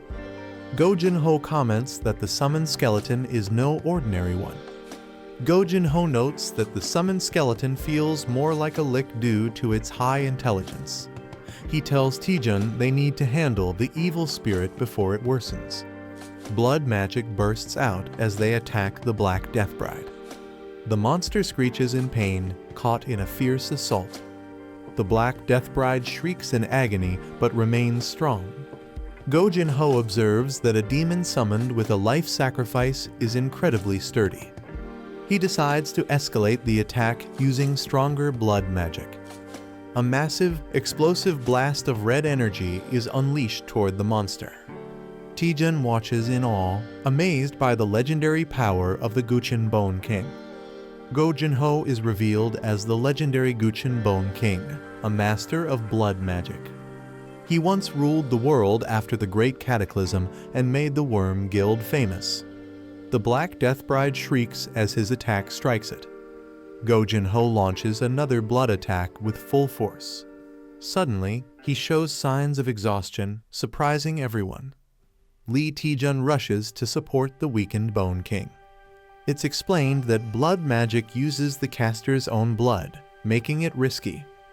Fighting the cursed monster in close combat is extremely dangerous. Another fighter prepares a long-range fireball attack instead. The boy launches a powerful fire attack at the monster, shouting fiercely. The Black Death Bride is hit but shows no real damage. Taejun is shocked, realizing the attack failed to harm it. The monster quickly charges toward them, gaining speed. Taejun worries because his mana is low after using the fireball earlier. The Black Death Bride gets struck by a powerful light attack. Eratus charges forward, vowing to protect his master. Taejun yells at Eratus for disappearing during the fight. Eratus awkwardly admits he was weakened by too much light earlier. Eratus admits he fainted while standing during the earlier fight. He reassures everyone that he will now protect his master with all his strength. Eratus bravely blocks the Black Death Bride's next attack. Taejun and the Spirit Girl notice that Eratus's personality feels strangely different. Eratus fiercely attacks the Black Death Bride with holy light. The Black Death Bride counters and grabs Eratus, overpowering him. Eratus screams in pain as purple energy surrounds him. Taejun shouts Eratus's name in shock as he is engulfed by the attack. Taejun panics, realizing even divine power isn't enough to defeat the monster. Eratus struggles to stand and tells Taejun he must survive without him. Eratus decides to burn all his remaining strength into one final attack. His sword glows brightly as he prepares to sacrifice himself. Taejun shouts in shock, trying to stop him, but Eratus charges forward. Taejun panics, warning Eratus about the cost of using the item. He cries out, saying once used, the item can never be recovered. Eratus charges ahead, holding the glowing, powerful weapon. Taejun screams in despair, knowing it's a one-time item worth 8 billion won. Eratus swings the glowing sword with all his strength. A blinding golden light floods the entire area with overwhelming power. The Holy King's gambling card is activated as Eratus strikes. Go Jin-ho watches in amazement, calling Eratus an unbelievable skeleton. He notes that Eratus can not only use holy items, but also wield the holy sword. The Black Death Bride screams in agony as the light overwhelms it. A system message announces the Black Priest is defeated and Eratus's holy durability slightly increases. Taejun scolds Eratus for using the powerful weapon too early. Eratus apologizes, explaining he only did it to protect his master. Taejun sighs, frustrated but unable to stay angry at him. He admits that despite the heavy debuff, the Holy King's star cluster's power is extraordinary. Taejun realizes recharging the Holy King's star cluster costs an astronomical amount. He jokes that it would be easier to just buy a new one because of the insane cost. Taejun pats Eratus and acknowledges his bravery and determination. He smiles and praises Eratus, saying he did a good job. Eratus feels emotional as Taejun thanks him for saving his life. Gutchin Bone King notes that Eratus is stuck with a troublesome debuff. Taejun asks if he needs to take any action to fix it. Gutchin advises him to simply release the summon and let it rest for a while. Gutchin admits it's the first time he's seen a skeleton wield holy weapons. He says the sight reminded him of the heroes of the past. Taejun shyly smiles, thinking it was just a skeleton. Gutchin sincerely thanks Taejun for everything he did. Gutchin says Taejun helped stop Jo Youngtae's betrayal plan. He acknowledges that their goals aren't so different. Gutchin asks Taejun if there's anything valuable left in Hwaryeong. Taejun awkwardly laughs, realizing Gutchin had seen through him from the start. Taejun explains he joined Hwaryeong Guild only for his own benefit. He says he never intended to take anything from others. Taejun confirms that Hwaryeong Guild still holds value for him. Gutchin quietly accepts his answer with a nod. Gutchin declares in front of everyone that Taejun's abilities have been proven through the duel. He praises Taejun for defeating Jo Yangti and saving everyone from the summoned spirit. Guchun formally announces that Taejun will become the vice guild leader of Hwaryeong. Taejun is surprised and confused, not expecting this sudden promotion. Taejun is told to give his induction speech and feels awkward about it. He confidently introduces himself to the guild members. Taejun simply says he has only one thing to tell them. He shouts that everyone should protect each other's livelihood, surprising everyone. The scene shifts to Myth Guild's building shining under the sunset. News spreads that Lee Taejun has officially joined the Hwaryeong Guild as vice leader. A man feels surprised and betrayed by Taejun's decision. He blames another man for being careless and losing talented people again. The woman scolds her brother for losing talented people like Lee Taejun. She regrets not bringing Lee Taejun into their guild earlier. She can't understand why someone with his talent would join Hwaryeong Guild. She decides to ask Seon Ah, who is close to Taejun, for help. The girl says she's unsure if asking Taejun to join Myth Guild will work. She explains that although they're close, even she doesn't fully understand Taejun's thoughts lately. The woman wonders why Taejun suddenly joined Hwaryeong after insisting on freelancing. The girl admits that despite 10 years of friendship, Taejun remains unpredictable. Taejun arrives at the guild, determined to keep getting stronger. Guild members welcome him warmly with a red carpet and cheer for the new vice guild leader. A bald guild member insists on personally guiding Taejun to his office. Taejun, a bit overwhelmed, casually waves and tells him to proceed. Taejun feels awkward, noting how polite everyone is compared to what he expected. The spirit asks how he feels about becoming vice guild leader, and Taejun starts doubting if it's what he truly wanted. Taejun reflects that success feels lonelier than he imagined. Finally, he lies down exhausted, unsure about his new path. Taejun reflects that he's been chasing his goals non-stop without thinking much. After clearing many difficult quests, he's grown rapidly and caught up with strong hunters. Although he's gotten stronger, he feels a strange uneasiness inside. He questions if it's really okay to grow this powerful so quickly. Taejun starts doubting the manager, realizing he knows too little about her and the system. He recalls that it was strange he had a unique status window that no one else on Earth had. The manager panics after discovering something shocking while investigating the dramatic growth. Taejun urgently asks what's wrong, and she reveals she found critical information. Taejun asks what kind of information the manager found, and she begins reading it to him. She explains that users of dramatic growth quests must follow strict quest rules. If users fail to complete quests in time, their growth effects will be immediately invalidated. Taejun is shocked and panicked after hearing the serious consequences. Taejun panics after learning that the dramatic growth system limits user growth and could erase everything he's gained. The quest window appears, showing that Taejun has only 2 days left to complete the mission. The boy is shocked, realizing everything they worked for might be lost. The elf girl nervously confirms the bad news. He screams in frustration, while she defends herself saying she only found out by stealing the info. Another boy suspects she was sent just to secretly monitor him. The boy is stunned after seeing how insanely overpowered the hidden skill really is.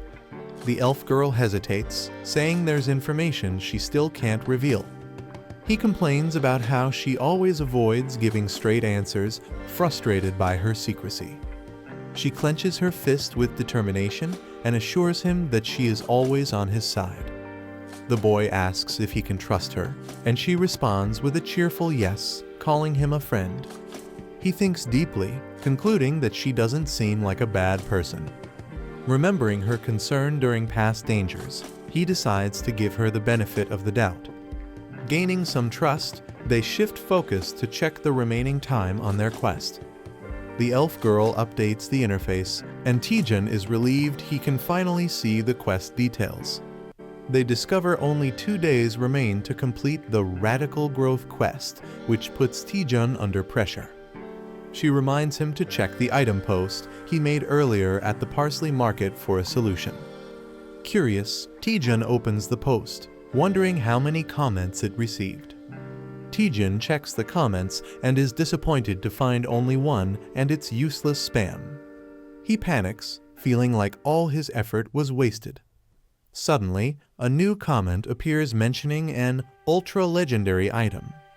A mysterious user responds, recognizing Taejun from a past encounter involving a strange staff and enhanced crystal ball.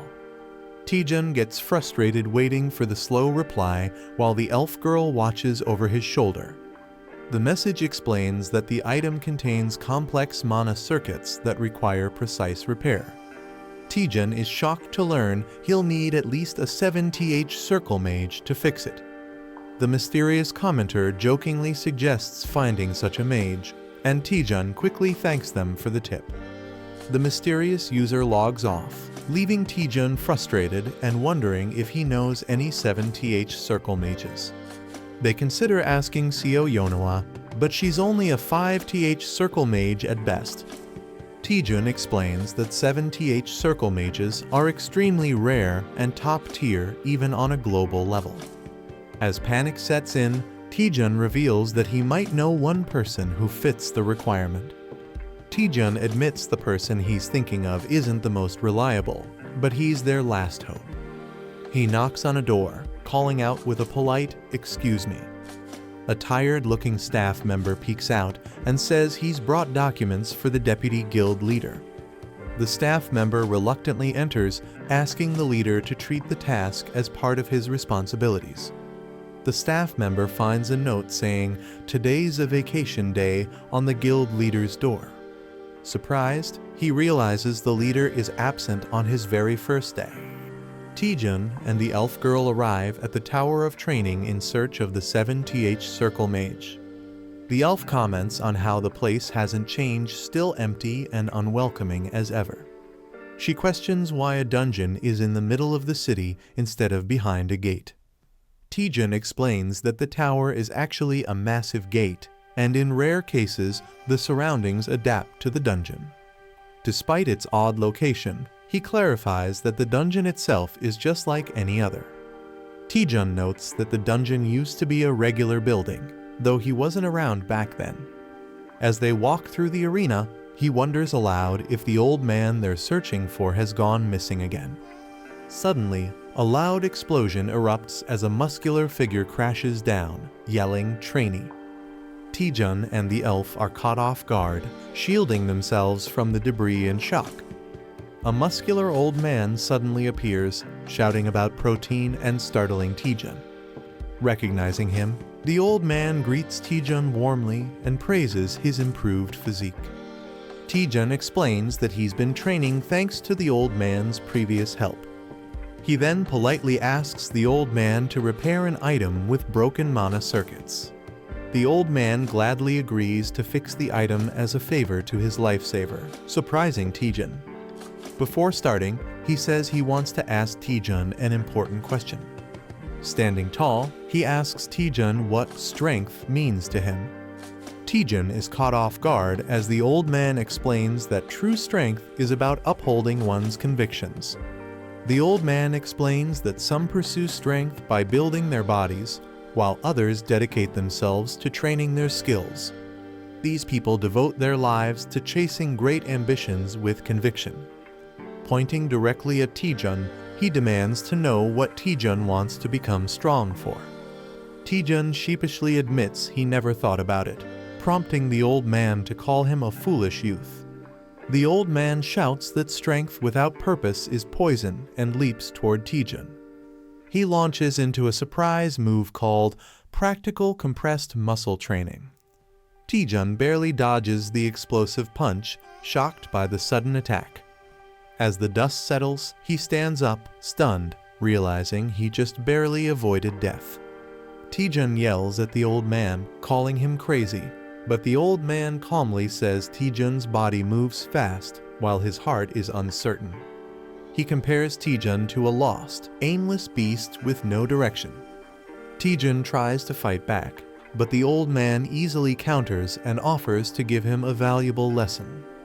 With a confident pose, the old man assures Taejun that he'll take it easy on him despite his overwhelming strength. Taejun, clearly annoyed, glares at the old man and accuses him of provoking him on purpose. He launches into an attack, jokingly warning not to report him for hitting an elder. Using a powerful skill, he charges with intense force toward the old man. The old man blocks the move effortlessly, impressed by the weight and force behind Taejun's strike. Taejun, filled with determination, declares the fight isn't over yet. He unleashes his powerful technique, the Rising Dragon Divine Fist. His glowing fist charges forward, bursting with intense blue energy. The old man braces himself as the attack comes crashing down from above. Taejun's powerful attack creates a massive explosion, making it seem like the battle is over. Excited, Taejun and the elf girl wonder if they've actually defeated the old man. But the old man calmly reappears, praising Taejun's strength and creative combat skills. He warns them they've forgotten something crucial while Taejun focused on physical power. The old man reveals a glowing magical attack and reminds them that he's also a mage, casting Elkiroid's Fireball X. The old man confidently states he's a wizard and prepares to cast a powerful fireball. Taejun is shocked, wondering if the spell is the same as his own fireball technique. The old man explains that the fireball's power varies infinitely based on the caster's mana. He demonstrates how mana strength and quantity shape countless versions of the same spell. He then tells Taejun that while his fireball has improved, it still lacks the essence of ultimate power. The old man explains that mana is fueled by one's desires and inner cravings. He unleashes his ultimate fireball, an embodiment of his dreams and willpower. He shouts that mere desire to grow stronger isn't enough to reach the highest level. Taejun panics as the massive attack barrels toward him, accusing the old man of not going easy. The old man urges Taejun to block it with everything he has and discover his true self through the clash. Taejun questions his true reason for wanting to become stronger in the first place. He recalls the silent years he spent climbing from the bottom with no recognition. The more others belittled him, the more determined he became to improve. Even without acknowledgement or support, he pushed himself forward through pure persistence. Taejun realizes that he sought strength to prove all his effort and pain hadn't been meaningless.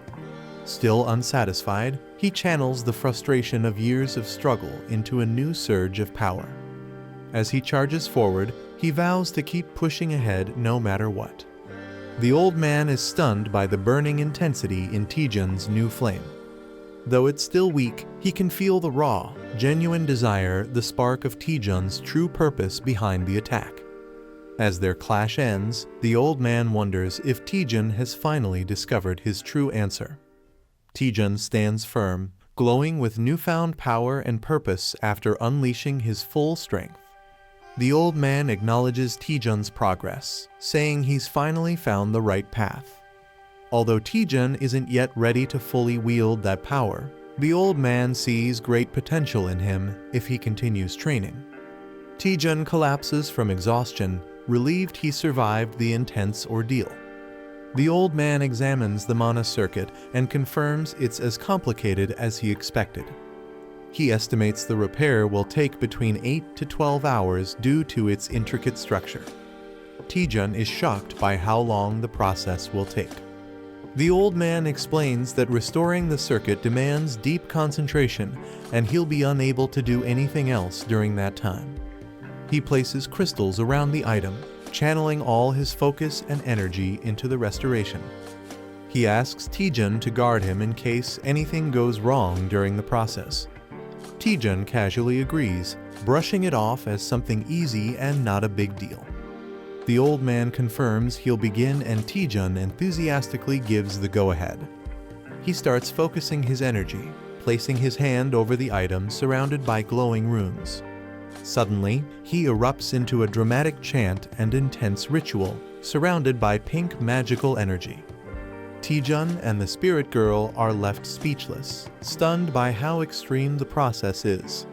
Taejun wonders what he's even guarding since there's no danger around, and the girl awkwardly realizes he has a point. Bored, Taejun decides there's nothing else to do but take a nap while the old man continues his intense ritual. He jokes about shadowboxing for 8 hours and lies down to relax, finding the situation surprisingly peaceful. The girl agrees and joins him in resting, reminding him to wake her when it's over. Taejun mumbles in his sleep, dreaming about receiving a gift and happily accepting it. Meanwhile, a monstrous spider-like creature creeps toward his unguarded body. Just as the creature gets dangerously close, it growls, breaking the silence.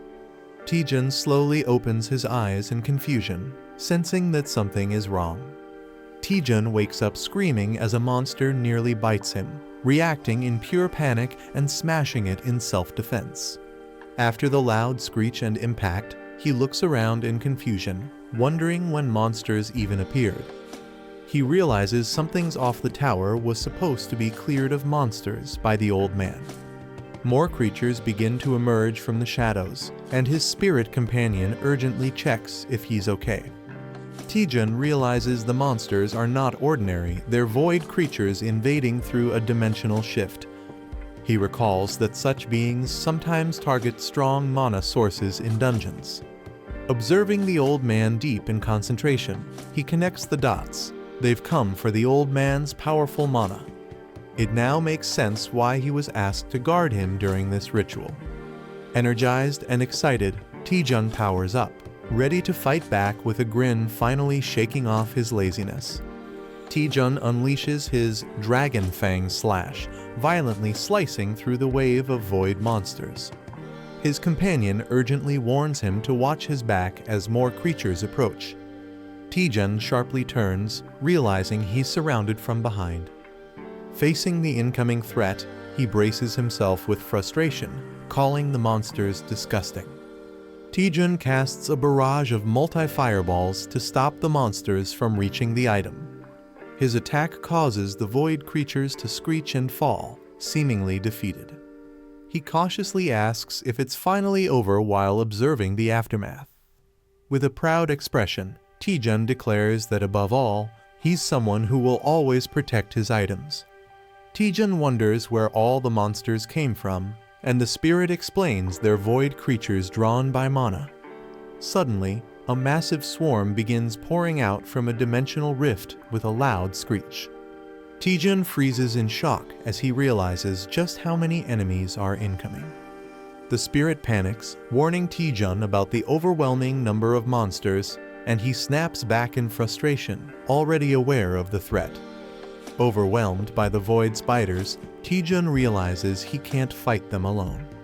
He summons Eratus, his skeletal ally, to defend the old man during the battle. Taejun urgently commands Eratus to guard the area, and Eratus eagerly obeys without question. The intense fight against the void spiders drags on for nearly 2 hours as they fend off wave after wave. As they keep fighting, endless waves of void spiders continue to pour in, each swarm stronger and more numerous than the last. After 4 grueling hours, the battlefield is filled with corpses, yet the attacks show no sign of stopping. Exhausted and terrified, Taejun begins to break down, pleading for the relentless assault to end. With fear consuming him, he cries out in despair, realizing they might all die at this rate. A massive void spider lunges toward Taejun, leaving him paralyzed with fear and exhaustion. Eratus warns him to move, but Taejun is too drained to react and accepts he can't dodge anymore. Suddenly, a powerful blast hits the spider mid-air before it can strike. Taejun, stunned and confused, wonders what just happened. As he looks back, he senses something familiar about the attack and realizes he's seen it before. A confident man steps forward, sarcastically asking who's causing chaos in the dungeon, and recognizes Taejun. Taejun is shocked to see Choi Jin-hyuk and Lee Seon-ah appear together. Jin-hyuk greets Taejun casually, smirking and asking how he's been after a long time apart. Lee Seon-ah hands a potion to an injured man while Choi Jin-hyuk casually responds, explaining how they got there. Jin-hyuk, looking frustrated, asks if they even know what's happening outside the gate. A visual flashback reveals a berserk dungeon unleashing monsters, forcing civilians to flee in panic. Still annoyed, Jin-hyuk vents about their bad luck, lamenting how a national emergency ruined their rare vacation. Taejun drinks a potion while recovering and realizes the situation after hearing the explanation. It's revealed that each dungeon has a limit to the number of monsters it can contain before becoming unstable. When that limit is exceeded, mana destabilizes, leading to a dungeon break, releasing monsters into the outside world. Lee Seon-ah, shocked by the scene, questions Taejun about what happened and asks about the mysterious old man. Taejun stands silently as he watches a glowing magic formation in the distance, sensing something ominous. Taejun hesitates, unsure how to explain the mysterious old man's presence to Seon-ah. He reveals the old man is actually an NPC who guards the dungeon and is currently recovering from an injury. Taejun believes the monsters are attacking because they're drawn to the guardian's weakened mana during his healing. He suggests they all join forces to eliminate the spiders and restore the dungeon's stability. Lee Seon-ah confidently tells Choi Jin-hyuk they already plan to take down the spiders. Taejun joins in, and everyone splits up to begin the fight, with Choi telling them not to get in his way. Choi unleashes a powerful electric move, Light Blade Art, 5th form, slicing through enemies. With a Tempest Slash, he effortlessly tears through the monsters with blinding speed and force. Confident in his strength, Choi mocks the threat level, but is suddenly warned to watch out as danger strikes from above. Choi Jin-hyuk is caught off guard by a sudden enemy strike. Lee Seon-ah slashes through enemies and warns him not to lower his guard. She explains that even weak monsters can be dangerous when they attack in overwhelming numbers. Embarrassed, Jin-hyuk denies being careless, but Seon-ah bluntly tells him he already let his guard down. Choi Jin-hyuk agrees with Lee Seon-ah's warning and urges everyone to stay alert. A talking skeleton warrior suddenly appears, declaring the need to work together and not get complacent. Both Jin-hyuk and Seon-ah look confused and try to ask who or what this skeleton is. As they question him, the old man NPC is seen being swarmed by a wave of incoming monsters. Taejun unleashes a powerful strike that sends a wave of monsters flying. He notes that monsters targeting mana isn't unusual, but seeing such an overwhelming number of them surprises even him. Suddenly, Jin-hyuk senses a tremor and looks around, alarmed by the shaking ground. A sudden motion catches everyone's attention as a dark force stirs. Someone shouts to alert the group that something is emerging from the shadows. A powerful boss monster appears, towering with glowing red eyes and a fearsome presence. Taejun realizes the endless wave of enemies must be linked to this boss summoning them. The group realizes that the Queen Spider, an S-rank monster, is the source of the endless void spiders. Taejun figures out the spiders weren't being summoned endlessly, they were being spawned by her. He confirms the Queen was the first to appear and has been behind all the chaos from the start. Acknowledging the threat, he warns that the Queen won't go down easily and definitely revealed herself for a reason. Taejun warns that the Queen Spider might be baiting them into a trap. Choi Jin-hyuk argues they can't just stand by while it's exposed in the open. As the swarm intensifies, Choi fights back, saying they'll be overrun if they don't act. Taejun admits Choi isn't wrong, silently acknowledging the urgent threat around them.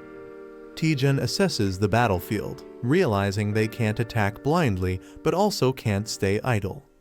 He confidently commands Iratus to charge into battle as the best strategy.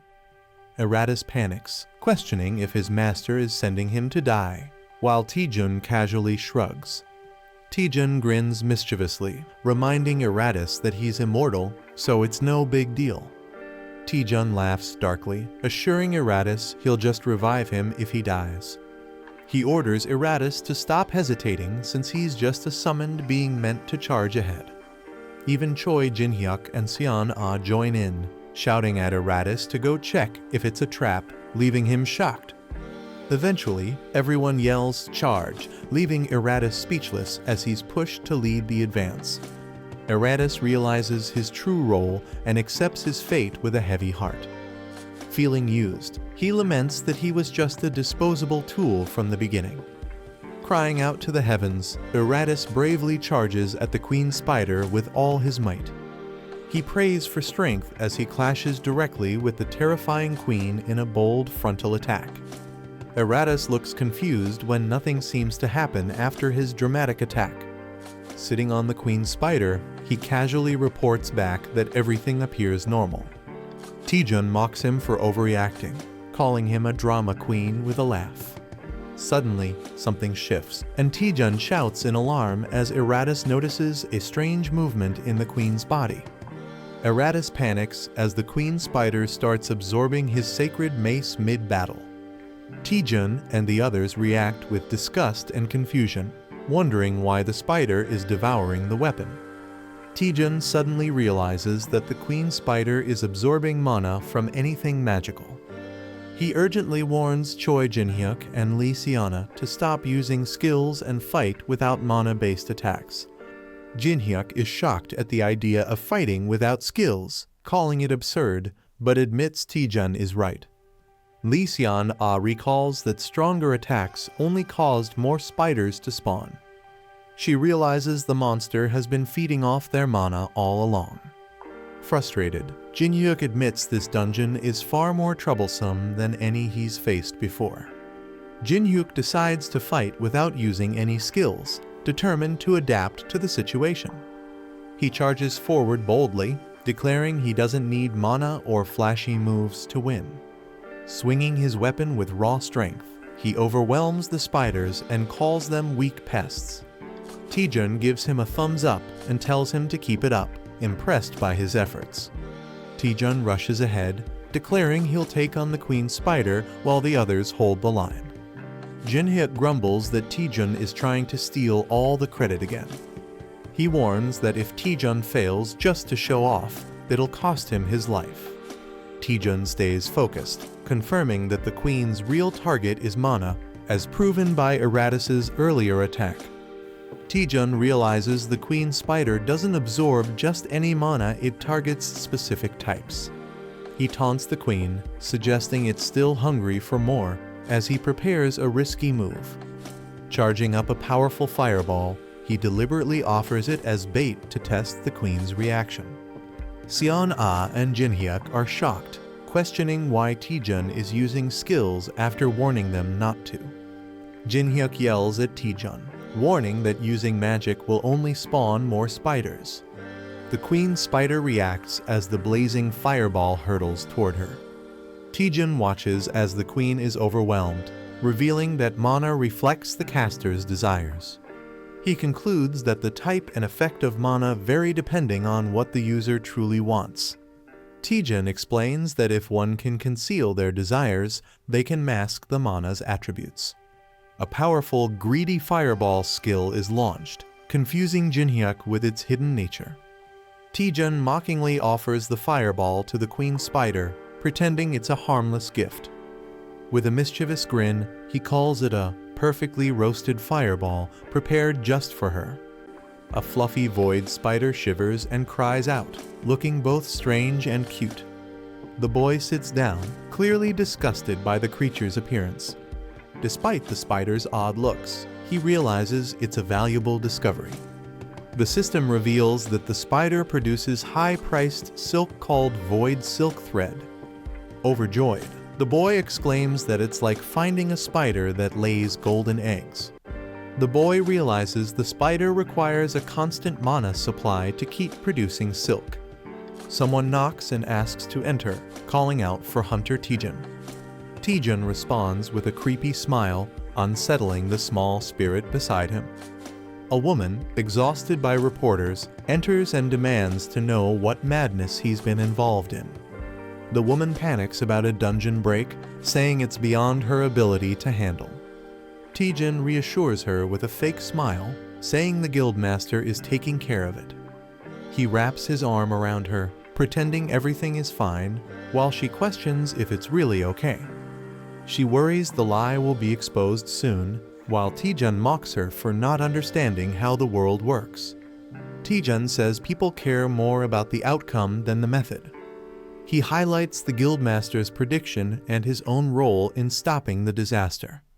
He believes this incident will be remembered for a decade, and it will help restore the damaged reputation of the Hwaryeon Guild. Taejun emphasizes that all of this will ultimately benefit the Hwaryeon Guild. He flashes a greedy smile while the woman imagines piles of money and rewards. Though hesitant, she admits his logic is strangely convincing. She then grows suspicious and asks why he brought her to this unused, isolated area. Taejun tells Guildmaster Ko that he plans to set up a workshop and needs her help. He reveals a small creature, the offspring of the Void Swarm Lord, and places it in her hand. He explains that with a mana supply, the creature can endlessly produce valuable silk.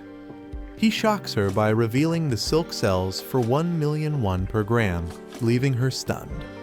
Ko is overwhelmed by the profit potential and asks how much it all adds up to. Taejun slyly asks her to take care of the spider, calling it their cute little poppy. The scene shifts to a dimly lit room now covered in spiderwebs. Ko nervously offers a tray full of mana crystals to support the spider's production. Ko gently offers the mana crystals, telling the spider to eat well. Suddenly, the spider growls menacingly, revealing its monstrous size. It roars and lunges at Ko, startling her and making her panic. Out of breath and terrified, Ko realizes the spider has grown far more than expected. Ko panics, realizing the spider might devour the whole building if it keeps growing. Someone on the phone checks in, asking how the workshop is progressing. Taejun proudly replies that they've already produced a full kilogram of silk and tells them to proceed. Relaxed and smiling, Taejun allows the caller to ask a question. Ko nervously asks if the spider creature is really safe to be around. Taejun casually assures her it doesn't bite, while the creature looms ominously. He then says he'll be away on a business trip and leaves the spider in her care. Shocked, Ko demands to know where he's going. Taejun replies with a smile, saying he's visiting Dihwado, where the former guildmaster lives. Ko is shocked to hear Taejun plans to visit Dihwado, a highly restricted danger zone. She explains it's a Class 1 area that requires special permission from the Union. Normally, only those with clearance from her uncle or an authorized escort can enter, but she can't reach him. Taejun casually acknowledges the issue, pretending to take it lightly while lounging in his chair. Ko assures Taejun that she has connections and will find a way to handle the situation. She asks if he has urgent business with his uncle and why he's suddenly going to Dihwado. Taejun casually replies that as the new vice guildmaster, he wants to formally introduce himself. He smirks, adding that he heard his uncle has prepared a special gift for him. A system notification appears, assigning a quest to learn a blood magic skill within 4 days and 13 hours. The character realizes the urgency and decides they must act immediately. The scene shifts to the Chunjeon Guild building under a clear sky. Inside the guild, a woman grants permission to enter after someone asks to come in. Taejun enters and greets Representative Seo Yeonhwa with a smile. She warmly welcomes him and asks how he's been doing lately. Reading the news, she mentions his recent feat of stopping a dungeon break. Curious, she jokes about how he's always involved in major incidents, and Taejun laughs it off, calling it luck. Seo Yeonhwa expresses regret, saying she would have tried harder to recruit Taejun if she'd known he'd join the Hwaryong Guild. She explains that not just she, but many others were disappointed by his choice. Taejun humbly reacts while she acknowledges his accomplishments make the disappointment understandable. She then jokes about other guild leaders getting drunk and singing in frustration over losing him. Seo Yeonhwa says Taejun's interest in dark magic explains why he joined the Hwaryong Guild. She asks why he came to visit her today, and Taejun begins to explain. He reveals his plan to visit Dihwa Island, but admits he can't go without an S-rank companion. Taejun then politely asks if she would accompany him on the trip. Seo Yeonhwa apologizes, saying she can't join Taejun due to prior commitments.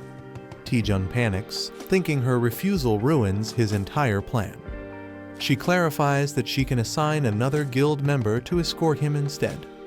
Realizing he can still proceed, Taejun lets out a big sigh of relief. Seo Yeonhwa gives Taejun a gift as thanks for resolving the exam manipulation case. Taejun is surprised and asks what it is, and she explains it's a key card to a high-security apartment for top hunters. She says it's a perfect gift since he's been in the spotlight lately and needs privacy. The apartment is well protected, ensuring he can live peacefully without media disturbance. Overwhelmed with gratitude, Taejun tears up and asks if he can call her Nuna. Seo Yeonhwa laughs and playfully says she's not old enough to be called Nuna. The scene shifts ominously to Dihwa Island, revealing the lair of the Gucheng Bone King. A dark presence stirs inside the lair, declaring that the time has come. The Bone King ominously states he can no longer suppress his thirst, hinting at an impending threat. A dark, monstrous figure demands blood, threatening terrible consequences if it's denied. The shadow warns it will devour the man's entire body as blood tendrils start to engulf him. This is the end of the video. If you guys want to see the next part, then don't forget to subscribe and like the video.